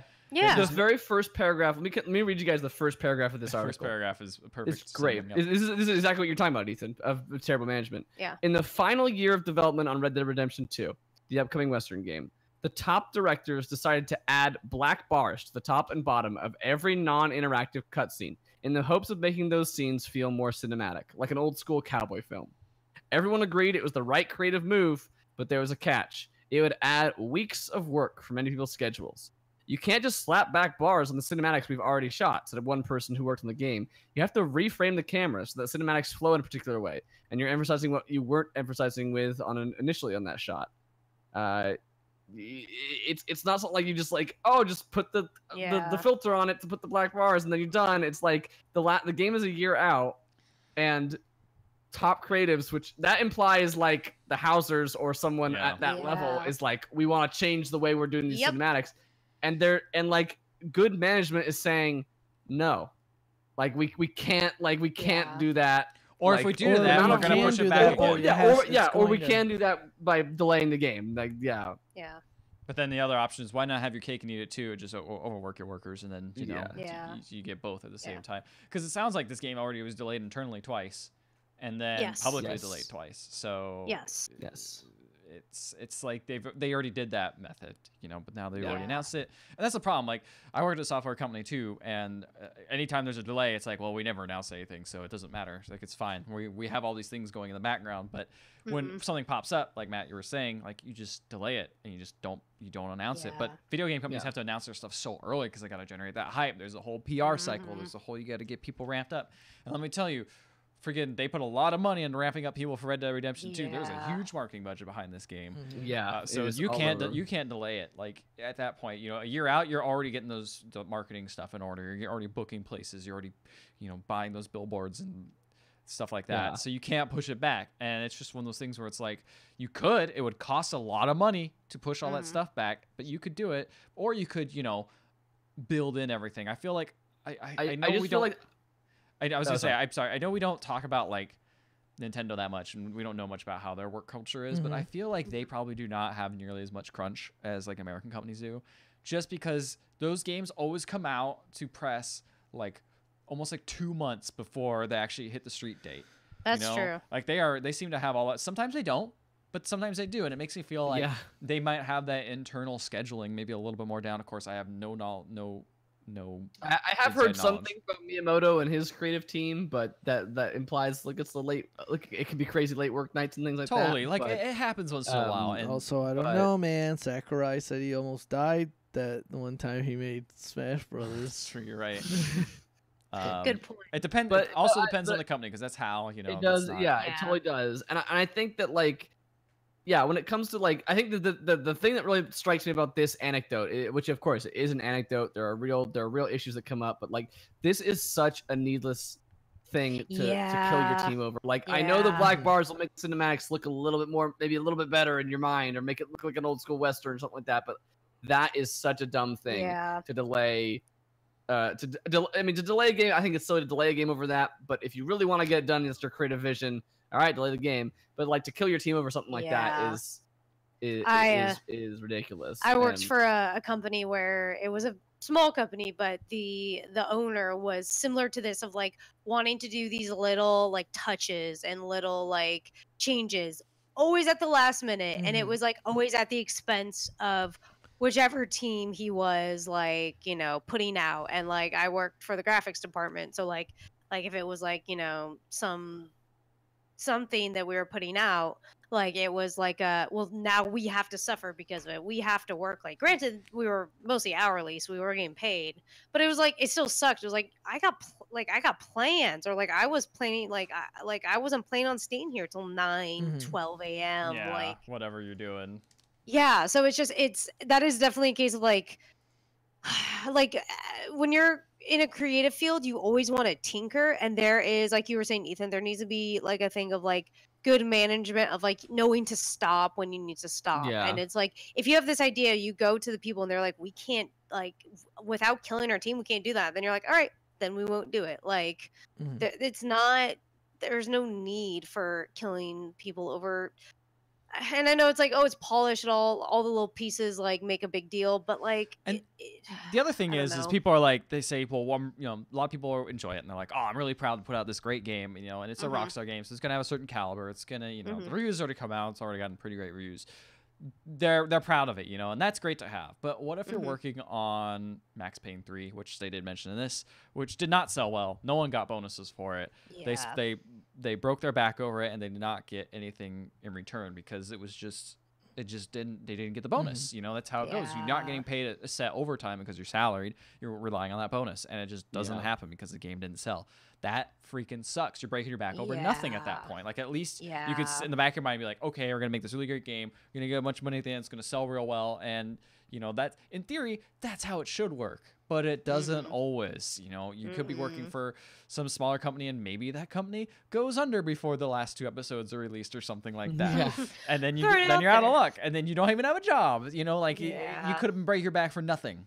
And like it's not worth it at some point. And like for an individual, like for their mental health, for their relationships, their well-being, like it becomes not worth it to work 60 to 80 hour weeks, like consecutively for months and years. And just because you have passion for it doesn't mean everyone else in your team does. And that's the other thing too. Like, even if you're really okay with it, single and don't have a family to go home to, and you're okay with working, and this is the only thing you find happiness in. But like if you're just a workaholic, that's like, and you're like, I'm fine with it. But like, you're creating an environment when you do that. When you stay until 10 p.m., you're creating an environment that says to the management and everybody and like all your teammates that like, oh, this is the new normal. Like, this is the new standard of like caring about your job. Unless you like every time being like, you don't have to do this. I'm just gonna do it. Don't worry about it. Seriously, don't worry about it. Like, I'm got nothing to do today. I'm gonna do it. You have to be really clear with it. And even then, you're still gonna have people who are like, oh, okay, I feel socially, it's gonna be sure. You know what I mean? Yeah, well, like anyway. Well, and that's when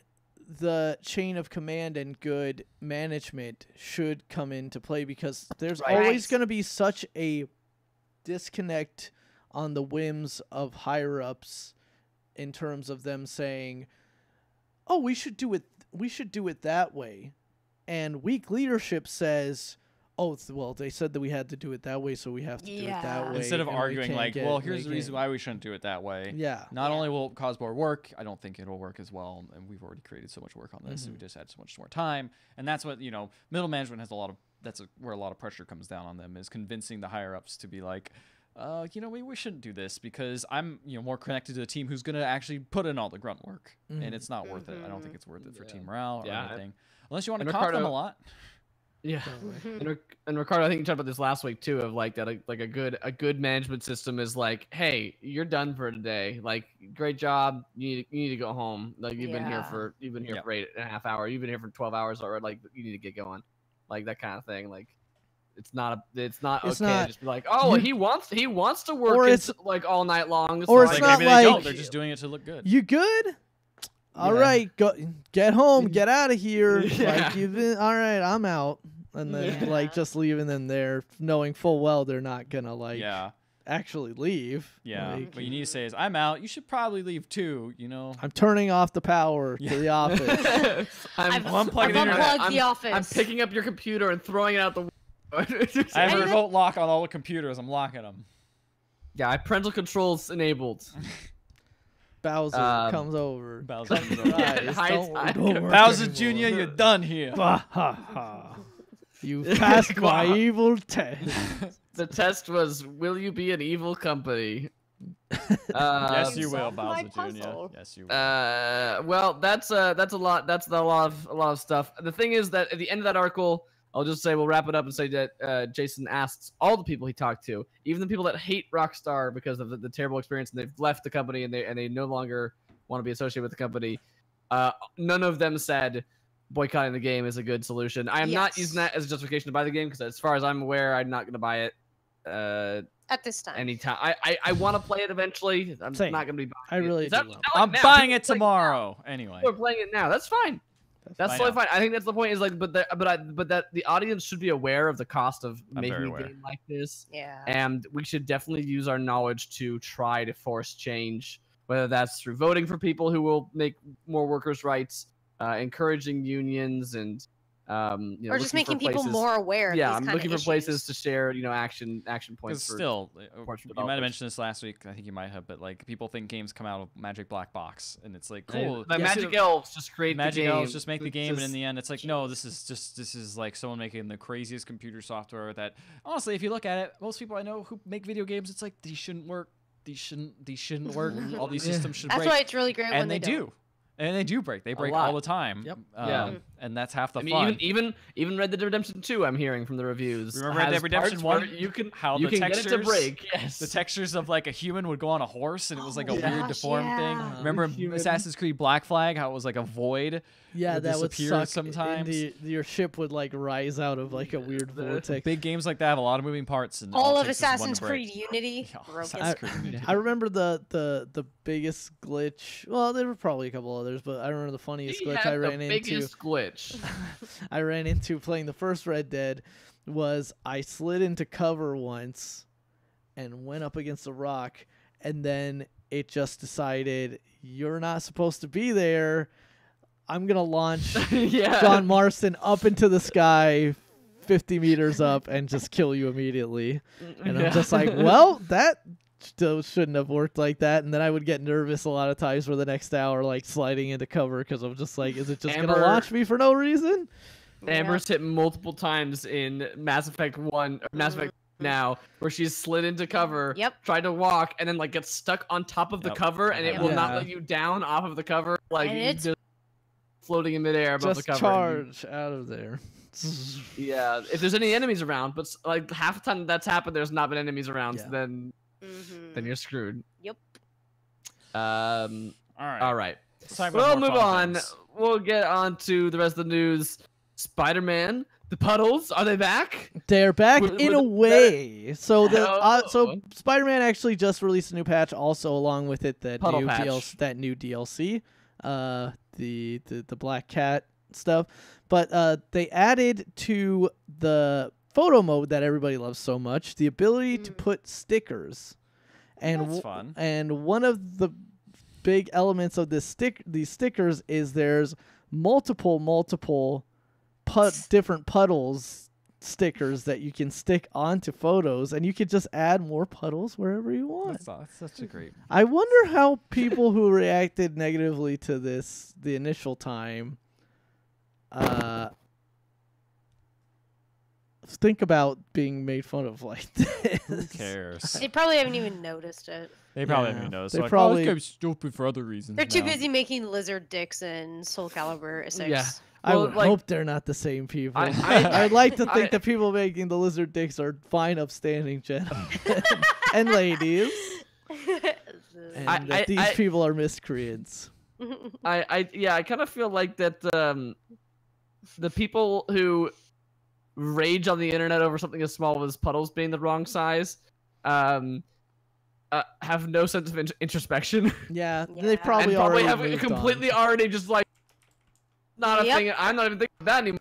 What can I get mad about in the next video game that I can yell about? Someone doesn't like Red Dead Redemption 2. I'm really mad. Like that is probably actually the truth right there. That's what I feel like is what people are doing.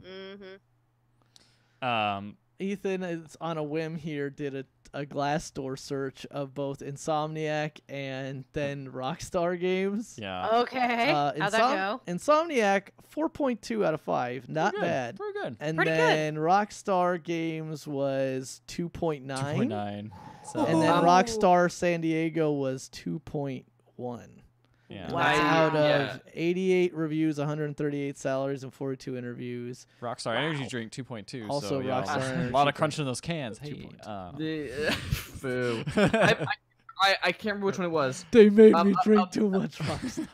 Oh, was it the studio that had that announcement? No. I think it might be Insomniac actually. I it can't is. remember I've heard them. Insomniac advertises as no crunch. Like they advertise their jobs as saying we will never make you crunch. Like heavily like there's no overtime like forced overtime here. This is not a like that. This is a good place to work. Like that's like one of their pitches as like in their cells for like advertising new jobs and stuff like that. So That's good. Also, meanwhile, it's good to know that you can make big giant games with lots of detail without doing that. Doesn't have to. Meanwhile, What is Ethan doing opened now? up the next story and then immediately opened his Pokemon Go app, so that's starting up now. So Ethan, what? The apple of everybody's eye. This brand new the apple of everyone's ass. Nice. Apple bottom jeans, boots with the fur. This Meltan Pokemon, he got announced as being the first legendary to actually have an evolution. Wow, so special. It's almost like that crappy little piece of garbage. Oh, that freaking quappy Meltan, little... the crappy little piece of garbage Meltan. He isn't worthy of being a legendary. He has to evolve to be cool. So then the new evolution looks great, right? It looks like a bunch of nuts. They nutted. They nutted. So they've nutted. So they nutted. It weighs 2,000 pounds. Is 8 feet tall, and it's just a bunch of nuts. It's just called the Hex Nut. So basically, Pokemon. you think Soul Calibur's bad with all of its dicks? Look at all these nuts. So they basically just made a buff nut monster. Buff nut monster. A buff nut monster. They have pictures of him in That's the title of this. And Pokemon Let's Go. Yeah, they have pictures of him. He's just giant, like huge. behemoth nut monster just running behind this little child. That behemoth nut monster. No, you never want a large nut monster. Oh, by the way, his name is Melmetal. Melmetal. So not a great name. All right, here's the thing. Freaking Pokemon. They released Gen 4 Pokemon and Pokemon Go. Nut monster. And I'm just like, man, these Pokemon are this is where they start getting like real bad. Gen 4? Gen 4. Gen 4 is... What was Gen 4? Was that Blazin and... that is Chimchar? Oh, okay. Yes, Chimchar. Chimchar, Tepig, and Turtwig. Turtwig, right? yep. No, that can't be. Chimchar and Tepig are both fire types. Oh, yeah, you're right. Chimchar. No, Chimchar was Pearl. Chimchar was Pearl and Diamond. Piplup. Oh, Piplup. Piplup's all right. Piplup's all right. But like, I mean, this is the Bidoof, section. But yes, like, this is Bidoof. The raid monster this week was a ghost dragon. And I was that guy. That's gonna be so cool. He looks stupid. You don't like him? He's cool. He looks dumb. He's just weird. He's a six-legged brontosaurus that looks like he has a tie. Oh yeah, wings. I know what you're talking He doesn't He look does cool. look like he has a tie. He's like he just looks like I was like ghost dragon. That sounds like it's gonna look super looks badass. Cool. Giratina is the Pokemon, by the way. He's also beating against everything. He's on the front of the art. I don't know. I'm just disappointed by most of these. Although this character named Stunky, like this Pokemon named Stunky, is a pretty dope looking skunk. It's a skunk. Stunky. Oh, you guys heard that Stunky? No, it's not. He evolves into something else. What is Bidoof's evolution? It evolves into a bigger thing. A Badonk. Now. It's a Bidoof and then a Badonk. And then the final evolution is the Badonkadonk.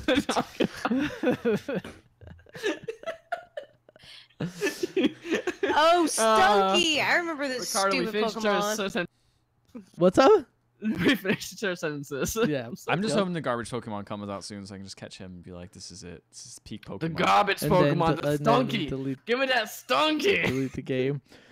This I just want to throw in there. PSA, Microsoft has worked out the issues with the licensing for Alan Wake, and it has returned to game stores and is in heavy discount right now for the Halloween season. So if you have $3, baby. $3 or $4, more than worth it for Alan Wake. Alan Wake, one of my favorite games all time. It's very good. It's Go get it. Run, don't walk. Just go get it. That's pretty cool, considering it looked like that was never gonna come back, and it's just lost to time. Ethan loves Alan Wake. Ethan, what's your feeling? I like the story in that game, but I don't like playing that game very much. It was so fun to play.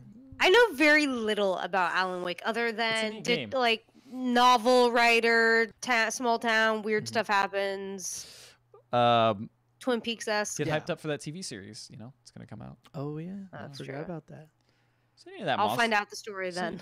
Oh yeah, picture of that Monster Hunter stuff? I saw yeah, I wish I didn't. Yeah, that Dude. Monster Hunter movie looks really weird and not what I want to see in a boy. monster movie. It's got a lot of guns. You teleport people from the real world, go to the Monster Hunter world. Oh, and really? with guns, and they're like, "What the hell is this?" And they teleport back there's, into like, the world. straight and gun- on- Matt's already checked It's like out. straight on, Done. like it's straight up like military, like people in military suits Oh, what fighting the monsters. What? I know it's lame. That's not what I want. I still That wanna is see it, though. complete trash. I want to see it just to see how badly they fucking bastardized Everything. everything.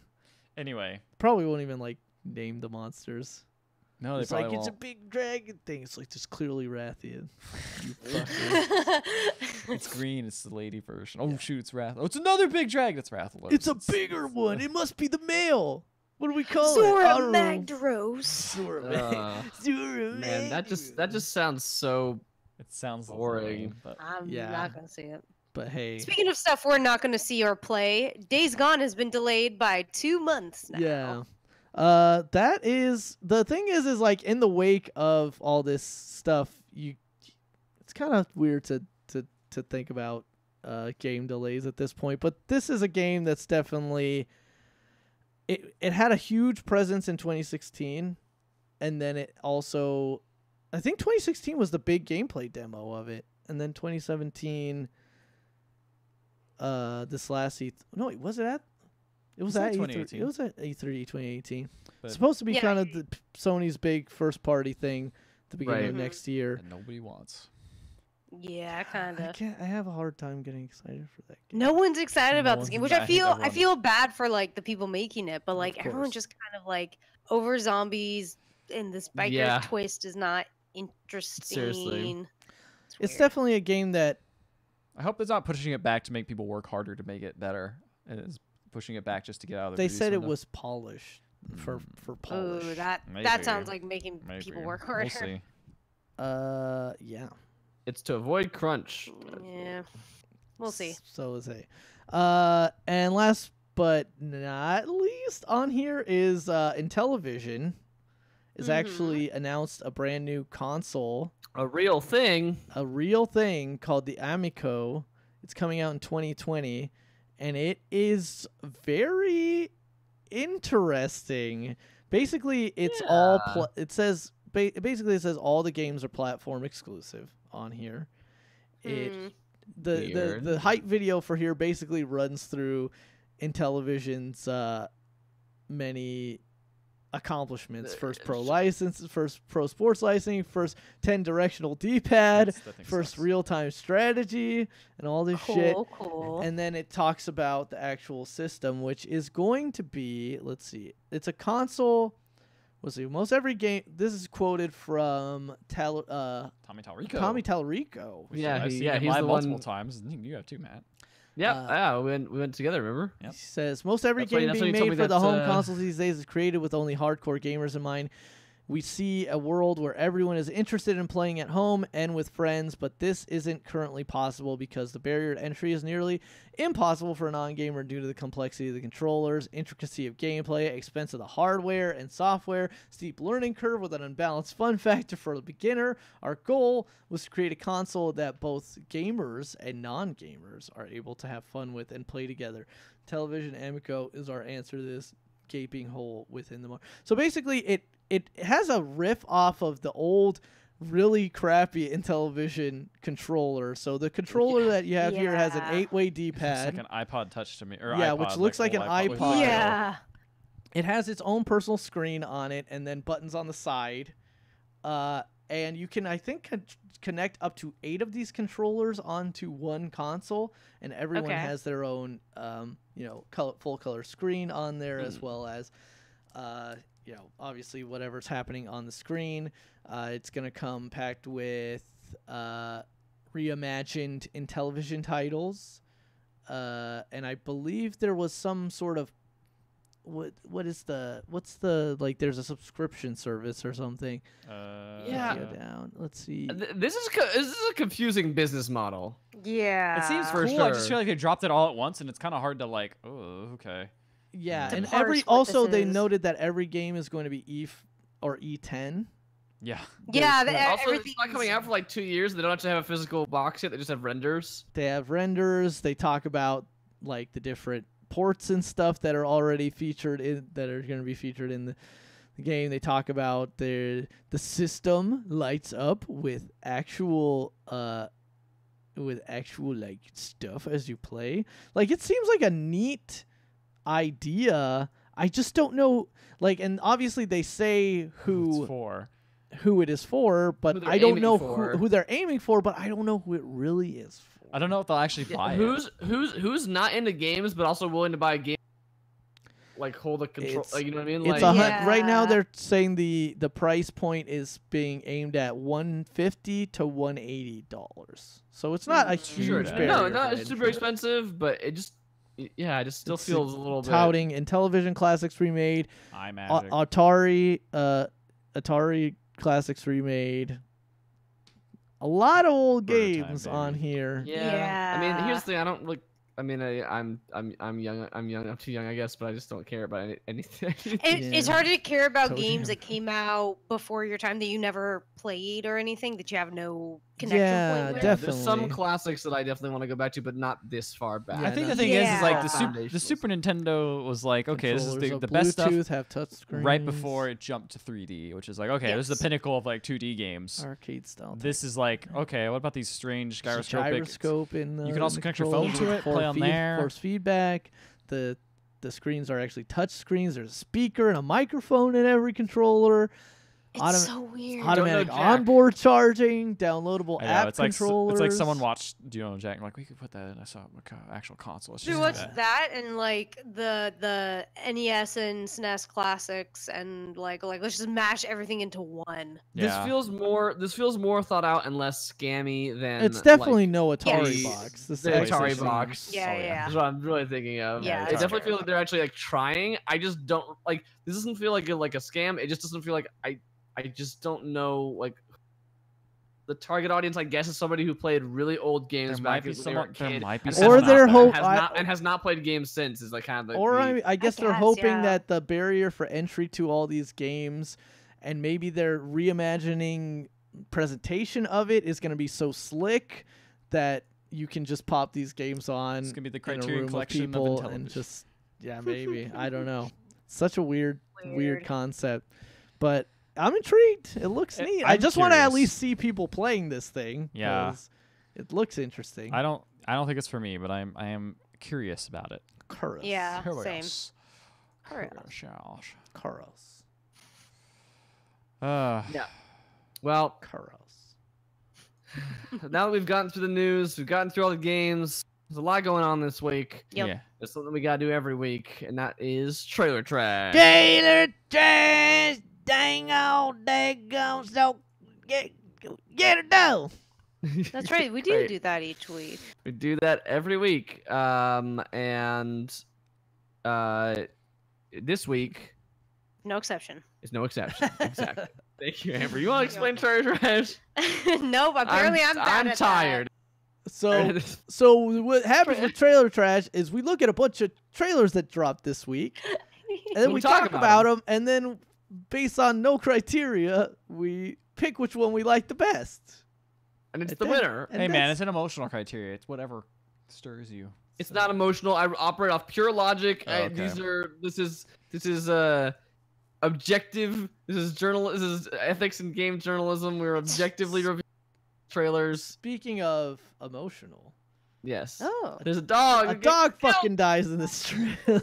man, the saddest trailer award goes to the one where the dog. But it dies. becomes a sweet That'll- ghost dog. He just killed. Yeah, and then becomes it a ghost becomes a dog. demon ghost dog and it, like eats your enemies. Yeah. I'm okay with this. This is the fantasy John Wick Moves side-scrolling indie game.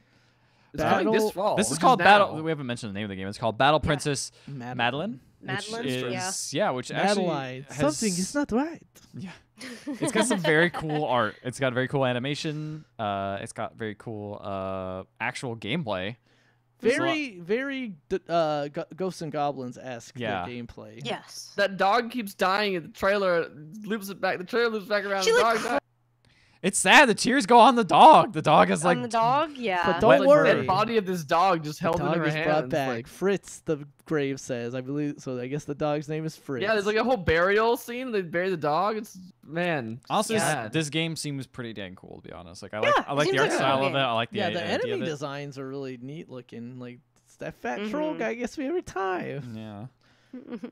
a big old scary tree, just like in Kirby. Yep, just blowing on you. What am I saying? Do you guys think this is gonna be a side-scrolling action game or Metroidvania? I think this is the launch of indie games to be a Metroidvania. I feel like this is probably going to be level based. I think you're right. It looks so like too. it looks like more Feels in a the little more realm old of school, Shovel Knight than anything else. Yeah, I think you're right.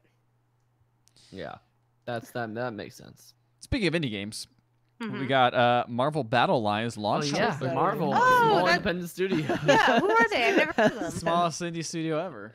Marvel, yeah. Yeah. Also, this guy, I'm still very confused at how he pays for these comics. Yeah, so there's a dude walking around outside New York, and he just walks out with some comics in a bag, and then some lady just attacks him with her cell phone, and then a bunch of cards appear behind her, and then a bunch of cards Marvel appear behind him. Pictures of the comics? I think you must. Yeah. Do you? Is that in the game? Do you get maybe, or maybe it's like implying that I'm a millennial. I'm taking it in. I'm gramming my weekly pulls. This is my pull list right here, bros. Brojeems. And then they It's have a jumped. story. I don't like that they put so many women and minorities in these comic books these days, but man, you know what? Here you go. Honestly, that guy seems like a dude who would say that. Yeah. That guy seems like, and also he'd like put like a spinning GIF that says "lit" next to the comic for his. Instagram. Hey man, Hey, everyone does that. That's cool. Yeah, and I do. That's the only one who doesn't do that. am I wrong? So what is he doing? What is that pay method that he's doing? It's either his phone or a He's using watch. his phone. Yeah, he's playing with his phone. That's a square No, reader no, that I've just yeah, seen that's every square Yeah, he's reader. paying with his phone. Oh my god. He's using the NFC little Technology. square reader. I thing. have an iPhone. Rico's You mind can is do that. What? You know you can pay things with your phone now, right? You just attach a credit card Fuck to it. that. I can do it with my watch. Yeah, it goes even farther. What? Yeah. Welcome to the future. But Paper hey, money. don't worry, Carter. You can't make the little cards appear. Paper money. That's where it is. That's the way of the future. The way of the The future. gold standard. The way of the future. Also, I'm sure this. Also, I'm sure this guy. This is a mobile game, so the trailer shows nothing. The actual There's like a little bit here. time, It looks. except for the very end. They show I can't suss what the game is. mobile game trailer is to have a very flashy, like either live action or CG, doesn't matter, but have a very flashy trailer, and in the last like 3 seconds show what the game actually is on the phone screen. That's he's not that's wrong. how you do a phone. That's how you do a phone game trailer. Apparently it's a card game. By the way. Yeah. I bet they have different levels on each card. You know, you got the G rank card, you got the A rank, all that stuff. Pay for a better card. Pay for better cards. I'm sure this guy's a fine, upstanding. I'm sure he's gentleman. fine. He picked Captain America and Captain Panther. Marvel to start, so he's likes his probably captains. Maybe Maybe he's a sailor. He's like a guy out of the Navy and is like walking around. It's like, he is dressed in blue, Yep. just like What the a ocean. What are we All right, let's go talking next about thing. here? What are we- Next trailer. There's nothing to this trailer. Dead House Fucking Sonata Dennis Dyack. cinematic announcement teaser trailer. That's a mouthful to say. Yes, it Justice is. is not a thing to be forsaken. Even death cannot still its hand. Varric the the Destroyer. This is from from the Bible. yeah. Oh, my favorite prophet, Varric the Destroyer. This is just a lady dancing. She looks It's my scary goth and gothic. waifu. Yeah, goth waifu dancing. And then you got spooky things that come in and pop up on the screen, and yeah, it's like full on like jump scare YouTube video from 10 years I didn't ago. get scared. Like Yeah, Yeah, sure. Ricardo Yeah, definitely Ricardo didn't did not jump get at scared. all. Scared the first time we were Didn't watching get the video. did not get scooped. Look, man, I watched Jacob's Ladder yesterday, last night. That sounds intense. Spooky movie. It was spooky. But Tim this trailer has Robbins. nothing in it. Yeah, there's nothing going on. Apparently, Nope. this game is being developed by Dennis Dyack and his new studio. Dennis Dyack, they show here at the end of this trailer, Eternal Darkness. Eternal Darkness, and Two Human, Silicon Knights. That is the Dennis Dyack studio. Way. Which the Dennis Dyack segue. way. Which Eternal Darkness people still looked upon fondly. Me and Matt tried playing that. And Two it's all right. Two Human, not so Not so much. much, no. But Less so. Yeah, Eternal Darkness is a game of its time. It has not aged particularly well. what are you Also has talking about? interesting I'm gonna stuff. be fooled by the thing telling me that the video is incorrect. The volume is going down on the screen. I didn't hit the remote. It looks yeah, much different. That game, I like it's like mythos and its lore. It's like, you know, fake Cthulhu, elder god stuff that's going on. But it old for sure. GameCube. They don't make games like that much though, so it's kind of interesting. No, No. it was a cool game at the time. We All also right. played that. We also played that game wrong, Ethan. In that, at the beginning of the game, you choose one of the 3 gods that you're fighting against, and we chose the one that makes all the enemies way harder to beat, and we didn't realize That's that. why it was so hard. And I was like, this game's Yeah. difficult. Yeah. Anyway, let's go to the next trailer, which is Right. another game that I have a lot of trouble playing because I'm bad at it. But actually, no, I just cheat a lot at it. But You we haven't got, played this game yet. What are you talking about? Well, it's a What series, are okay. you talking about? Hitman Ethan, 2. Are you gonna play this Again. game? Yeah, of course I'm gonna play For the this first game. time. This game looks great. This game looks I awesome. was so excited to see you play this game. Untouchable, all on locations your weekly revealed. streams. They kind of go through every location for like a quick second, and you get to see Hitman There's walking a around lot slow of motion. there's a lot of dramatic dialogue on the top of that about what There's it's some like to be a shooting. There's hitman some and cars who's- crashing. eventually. What's going on? Like, what is?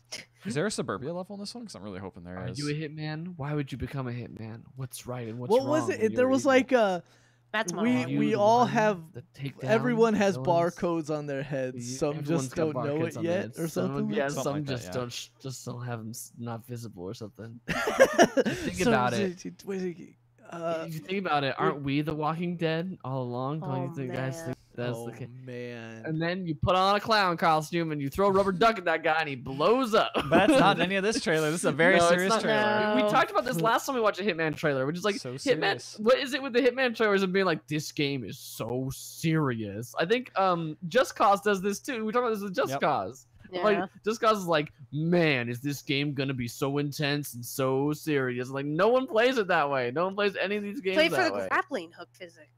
Yep. Yeah. And for this game, we played for the silly costumes and I the don't know madness. this. I could not tell you the story of Hitman, despite beating that game. You skipped it there at the very end, but they show like a Oh, yeah. super crazy collector's Yes, with edition, which the- includes Oh, an yeah. Agent 47 rubber duck. Yeah. Yes, and also Looks a great. carrying case for the game, the rubber duck, and like the other thing that comes with. Yeah, it's a keychain something else. bullet, Keychain. a bullet A keychain, coin.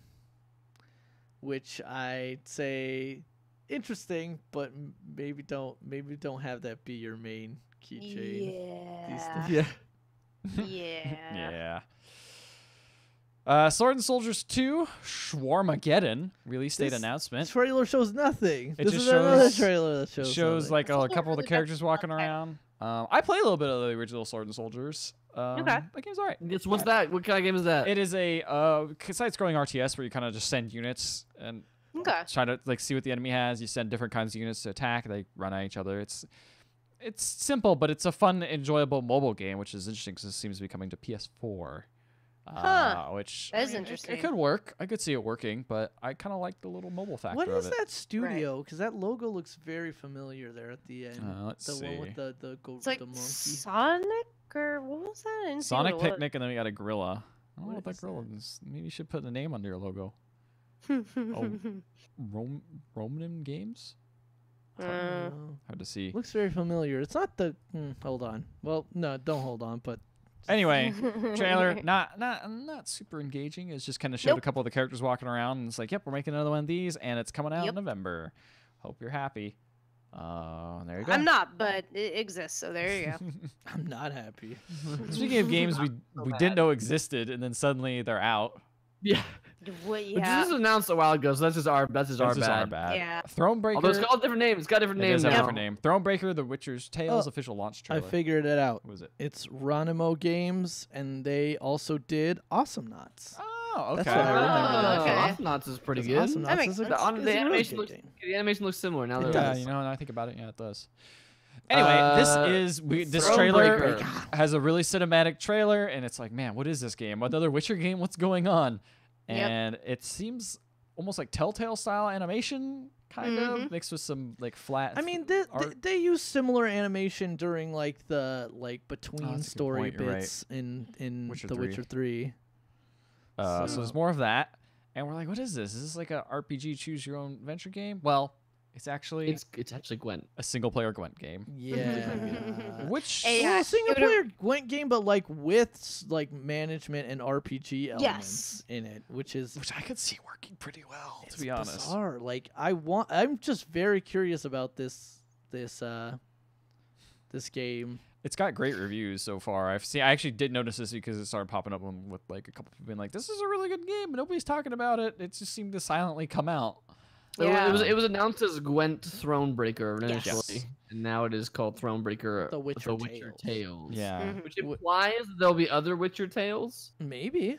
that They will it's be a all big Gwent world. games as well, but they were maybe they'll. I don't know if like that means that they'll all be Gwent spin-offs or if they'll be their own thing. But this is a really cool looking story. Like this trailer's really cool. the tale of betrayal and the throne, the breaking, The breaking Great- of the throne. great- the breaking of the throne. I just love how like serious and like cinematic this trailer is, and then it's like at the end of the day, it's Gwent. You play Gwent. It's You just Gwent. play Gwent. And it's Also, we like, thought okay. it was also funny that it had initially had the Gwent forebearer name in it, and you And wonder that they they've took that since- out because it's like, People are confused. They already have a Gwent game. Wow. and also Yes. it's just like maybe some people would just automatically be off put if it's like it is If it's- Gwent. Like maybe the 4 people here. Yeah, Yeah. honestly. And, Well, the intro at the very beginning of the trailer off 3 game reviews that are like 9 out of 10, 9 out of 10, 5 out of Yeah. 5, and it's like all of them say a breathtaking RPG, a great RPG game, like the most intense game this year, like it's something like maybe they nothing that says realized anything maybe they good. realized the story was what would get people drawn in, not the gameplay. Yeah. Kotaku, 4 out of 5. It's Gwent. Hey, you know what people like about The Witcher a lot is the story stuff and the world, the gameplay. What was People I really gonna liked say? Gwent though. People really liked Gwent. Yeah. Well, I mean, and to be fair, like, this made me say, hey, What a wonderful time to play. yeah, exactly. And then I clenched my fist. This made me say, like, I should try Gwent again, and then You should try immediately Gwent downloaded Gwent again on my PS4. So we'll see if See if you get into I that. actually care about that, or if it just sits on my. I'm more interested in the single PS4. player. I think the idea of leveling up like your Gwent cards and stuff like that seems kind of cool. But Yeah. But that's just you. that's just me. That's only you. Yeah, maybe, probably. Anyway, Agent A, a puzzle in disguise, which is an interesting name. Announcement This trailer looks for like a PS4. fun game. This is an interesting like puzzle escape room looking game with the very stylized art style. Yeah. Very 60s kind of pop 60s art. spy fiction kind of look. Mm-hmm. Right? It's Jazz punk. Yeah, remind me a lot of Um, like I Incredibles. Expect You to Die. Incredibles. Yeah. Is definitely Yeah, it. Incredibles. Like the art style's got like kind of like the 2D parts of Incredibles. Yeah. Yeah. Or even like some of that aesthetic from something like Team Fortress 2. Yeah. Kind of similar silhouettes and Yeah. edges and stuff. Yeah. I could So basically, it looks like you play as this Agent A, and you're chasing a rival agent named Ruby, and she basically sets up a bunch of death traps for you along the way in escape rooms, and you're just doing those. But they're all like, again, the art style and the presentation on all these is really, really, really cool. Yeah. So I don't know. There's not too much to talk about beyond that for the game itself, because a lot of the charm comes from the presentation and the dialogue in this trailer. The art style Yeah. too. Yeah. So It only says PS4 announced, and it's weird because it's like presented in a first person way as if it would be almost like a VR experience, but it does not say PSVR. It just says PS4. I don't think it is. This also looks like it would work really well with mouse and keyboard, like a point and click kind of thing. Yeah. But it not announced for PC, so it's just PS4 at least right now. Just PS4. You can use mouse and keyboard on PS4.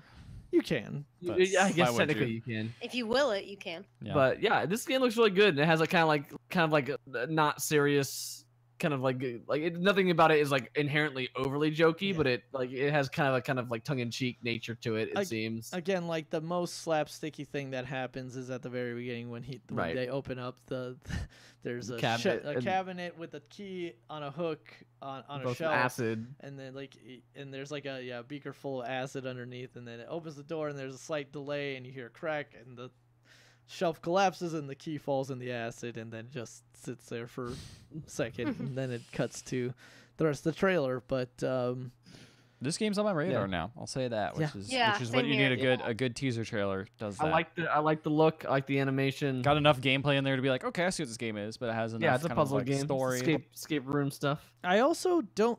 Again, like this is another one where it's like I don't recognize the studio. I believe it says it's Yak & Co. Yeah, never heard of I don't know who that is. Don't know who that is either. Maybe they're look new. it up, but I'm not gonna. Look it up after. That'll be the after show. We don't have time. We've gone long already. So let's just. What wins this week's trailer trash?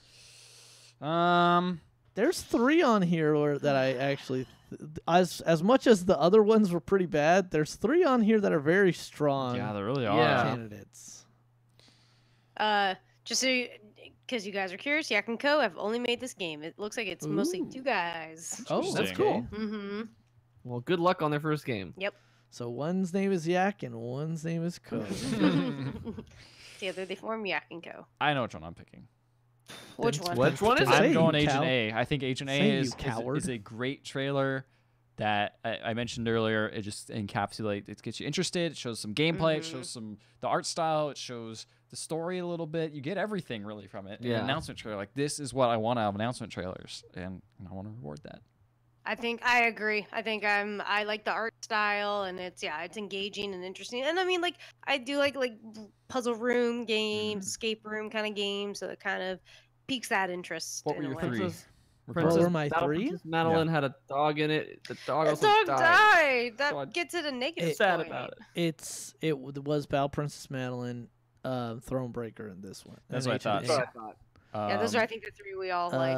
Battle Princess Madeline looked all right, but I felt like, I don't know. For me, it was just like we've seen kind of games similar to this before. Yeah. I think I'm gonna agree with you guys and go with Agent A. And then for me, The Witcher was like, that's great, but we also didn't know what the game was and literally had to go look it up. Right. Yeah. So, to have a dissenting opinion, I think I'm gonna go with Battle Princess Madeline. I think that one's great. I was very torn. I would choose that second. Yeah, same. That would be my second place one for sure. I think I was close to that one. I wish the I didn't love die. the, I know. Yeah. The dog didn't die. Nice. I wish the art style, the gameplay art style just matched. I don't know. Oh, I liked it. I thought it was cool. You wish it like matched the other like animation art style in there. That part got me excited. The gameplay aspect less so, but I digress. Fair enough. All right. Well, Agent A, Puzzle in Disguise. I just realized the name is Agent A Puzzle in Disguise. It's not a great name. It should be Agent A, Puzzle in Disguise. Yeah. Agent, a Puzzle in Disguise. Agent A, a Puzzle in Disguise is the winner of this week's trailer trash. Congratulations. Hey. Good luck on your first game. I am agree with Ethan that is on my radar now. Games I will keep an eye out for. And by that we mean we'll hear about it being out like a month after it came out and be like, what? That's out already? And then play that. Guys, that game we played at Evo came out. Zarvot? Zarvot. I like Zarvot. I got too many games to play. That game looks pretty fun. I gotta race cars and undress yeah, ladies. Yeah, you guys didn't even talk about Forza this week. Did you even play Forza this week? Soul Calibur. Soul Calibur. Make a Forza car in Soul Calibur. and then give it boobs. And give it Voldo's moveset so it can go upside down and Well, somebody who did a Magikarp that was like yes, I saw all those moveset, so and it looked like Magikarp when it was at first, and then it goes backwards. Yeah, so good. Started flopping around, and it looked like I have to look at this again because it was so good. Yeah. All right. Well, that's that. We will see you next week for more of the Pixel Podcast.